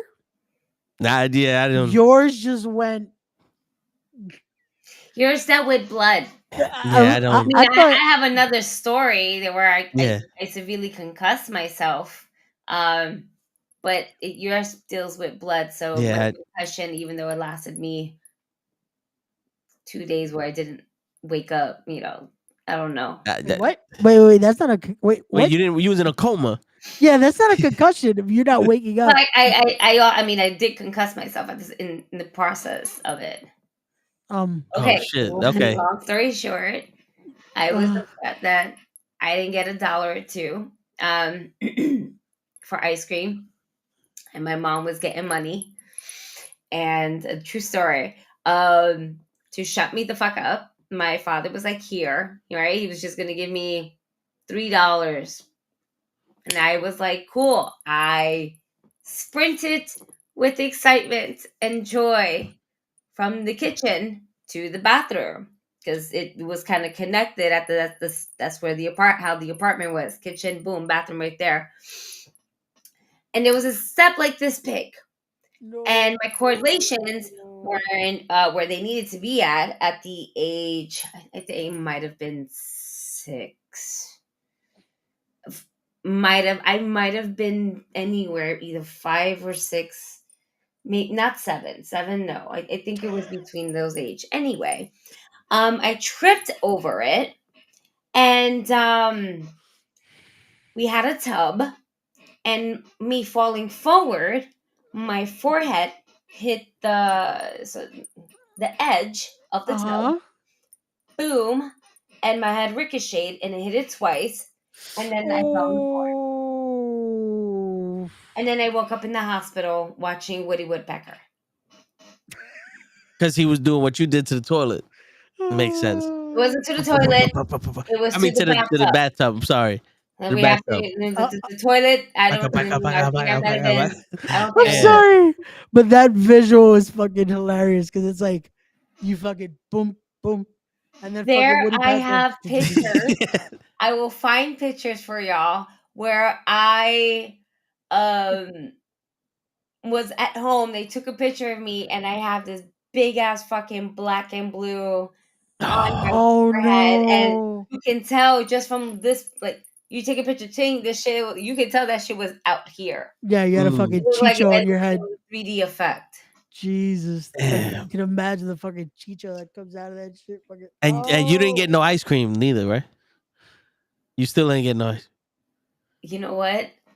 I can't remember. Damn, because that's the worst part. You did all that and you still ain't getting no ice cream. Yeah, that was probably the way. No, they I like, think hey. I think I did. I did. I think somebody felt bad in the hospital for me, so they gave me like the hospital ice cream, for kids and stuff. So, but I just woke up and I was just like, Woody Woodpecker's on, and all I was like, I just gotta go to the bathroom. Mom, I just need to go to the bathroom. Gotta pee. Worst part is you're not supposed to get up for a while, so it's just like the room is spinning. Yeah, no. It was either that or I pissed on myself. I don't know what was going on. I was just like, I gotta pee. Okay. Well, I'm going back to bed. And my mom was like, get the nurse. And I was like, I don't know what's going on. So you was out for 2 days? About a day or two. Yeah, like a day and a half. Damn. Yeah, no, that cops were questioning my folks thinking they abused me. Jeez. Like, dead ass. Like, true story. Oh, man. And they don't make toilets like, my mom was like, you you gave me the biggest fucking heart attack in the world. How would I fucking do that to my own kid? You fucking crazy? Why would I bring her here if I did that to her? Fix her. Shit, that's. Oh man, I had a concussion, but not like that. Yeah. All right, I remember like boop, boop. I knocked out. Yeah, no. That's it. That's only 2 incidents I remember of my life being taken to the hospital, like just because I was in and out. That was one, and then the second was when I got stitches underneath my chin. Ow. Fun times. See, kids, this is why we tell you to play outside. Yeah. Don't live your life. Like we said, don't run anywhere in the house. Now we know why. Yeah, word. You might get concussed. Walk slowly. Don't try this stuff at all. Walk slowly to get your ice cream. Y'all over here bitching about no one liking your picture, and Gigi had to get a concussion and knocked out for 2 days to get ice cream. Back in our day, they didn't treat us like kids. Y'all not built like us. Oh man. Anyway, oh man. So yeah, that's pretty much the WrestleMania card. Yeah. Yep. All in a nutshell. Concussions are real. Wrestling are real. People are fake. The final boss has met his final match with The Undertaker. Yeah. That's it. And I just want, you didn't watch Raw, right? Did you? Did you saw see up the? to the point where Rhea Ripley got thrown a chair at her. So all right, so you saw the Rock and Cody's promo, right? Mm-hmm. Do you think they intentionally made that shit awkward, or was that one of those? Fuck, I forgot what we was doing out here.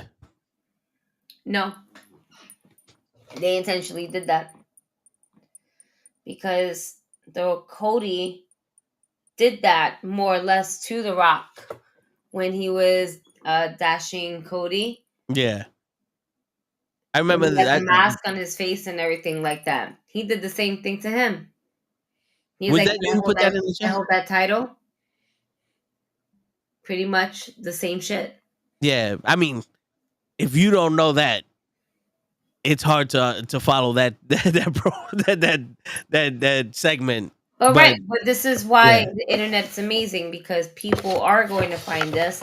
They are going to be like, "Oh shit, this is actually an homage to that." Maybe that's what he gave Cody. His What? fucking mustache. Don't give Cody his mustache. No, maybe he handed Cody the mustache because the last time I was champion, you came out interrupting me. You had the mustache. That's probably what it is. That's what it was. It was his mustache. We figured it out. We fucking figured it out. His mustache. You heard it here first, ladies and gentlemen. When they reveal that shit at SummerSlam, I don't want to hear shit about nobody saying nothing. We said it. It's okay. By SummerSlam, I'll have my mustache back as well. That's right. And whatever hair color Gigi decides to do for the summer, Ray will do it too. No, I'm gonna get my color. I'm just gonna squeeze the whole bottle all around you and just like fuck your shit up. Word. Why? Your hair gonna be yellow by the time she's done with it. Jesus. No, that's like whoa. That requires like bleach and shit. That's a lot of work, man. I'd rather just get something where I know it's just gonna come out 1, 2, 3 like that. You know, like I could do black, but that's just my I'm gonna give natural him hair color. green. I'm gonna put green in there.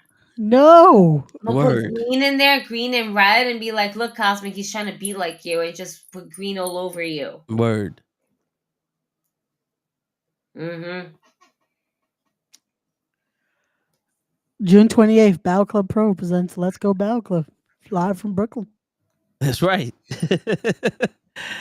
Wait, June? Oh no, April 28th. Jesus, that's how tired I I am. was like, June? Holy April shit, 28th. April 28th. He's What trying the to fuck you fuck? up on purpose. How dare you? Joe! I'm sorry. Joe, if you see this, look what he's doing. He's pushing your shit back all the way to June. This is who you hire? This is who you have on the Spanish announce team with Danny Nemesis? I fucked it up because I said it in English. That's why. See? I would have known what to say in Spanish, but I said it in English. We're gonna have to get Ray a sign that he can just lift up. I'm sorry. Legit, just wherever I go. I'm sorry. But yes, April 28th. April 28th, Battle Club Pro presents Let's Go Battle Club in Brooklyn. Word. You would be able to watch the show on YouTube or Fight TV, wherever the fuck they have it, by June. but no, the live shit is April. Yeah, in April it will be available on, I believe, Title Match Wrestling Network. Yep. But it will be available eventually on YouTube. Certain matches will be available, and the Spanish part of it, I believe, will be making available mostly as well. That's right. Tune into that. Word. And on that note, ladies and gentlemen, it is your friendly neighborhood knuckleheads after WrestleMania. Peace, everybody.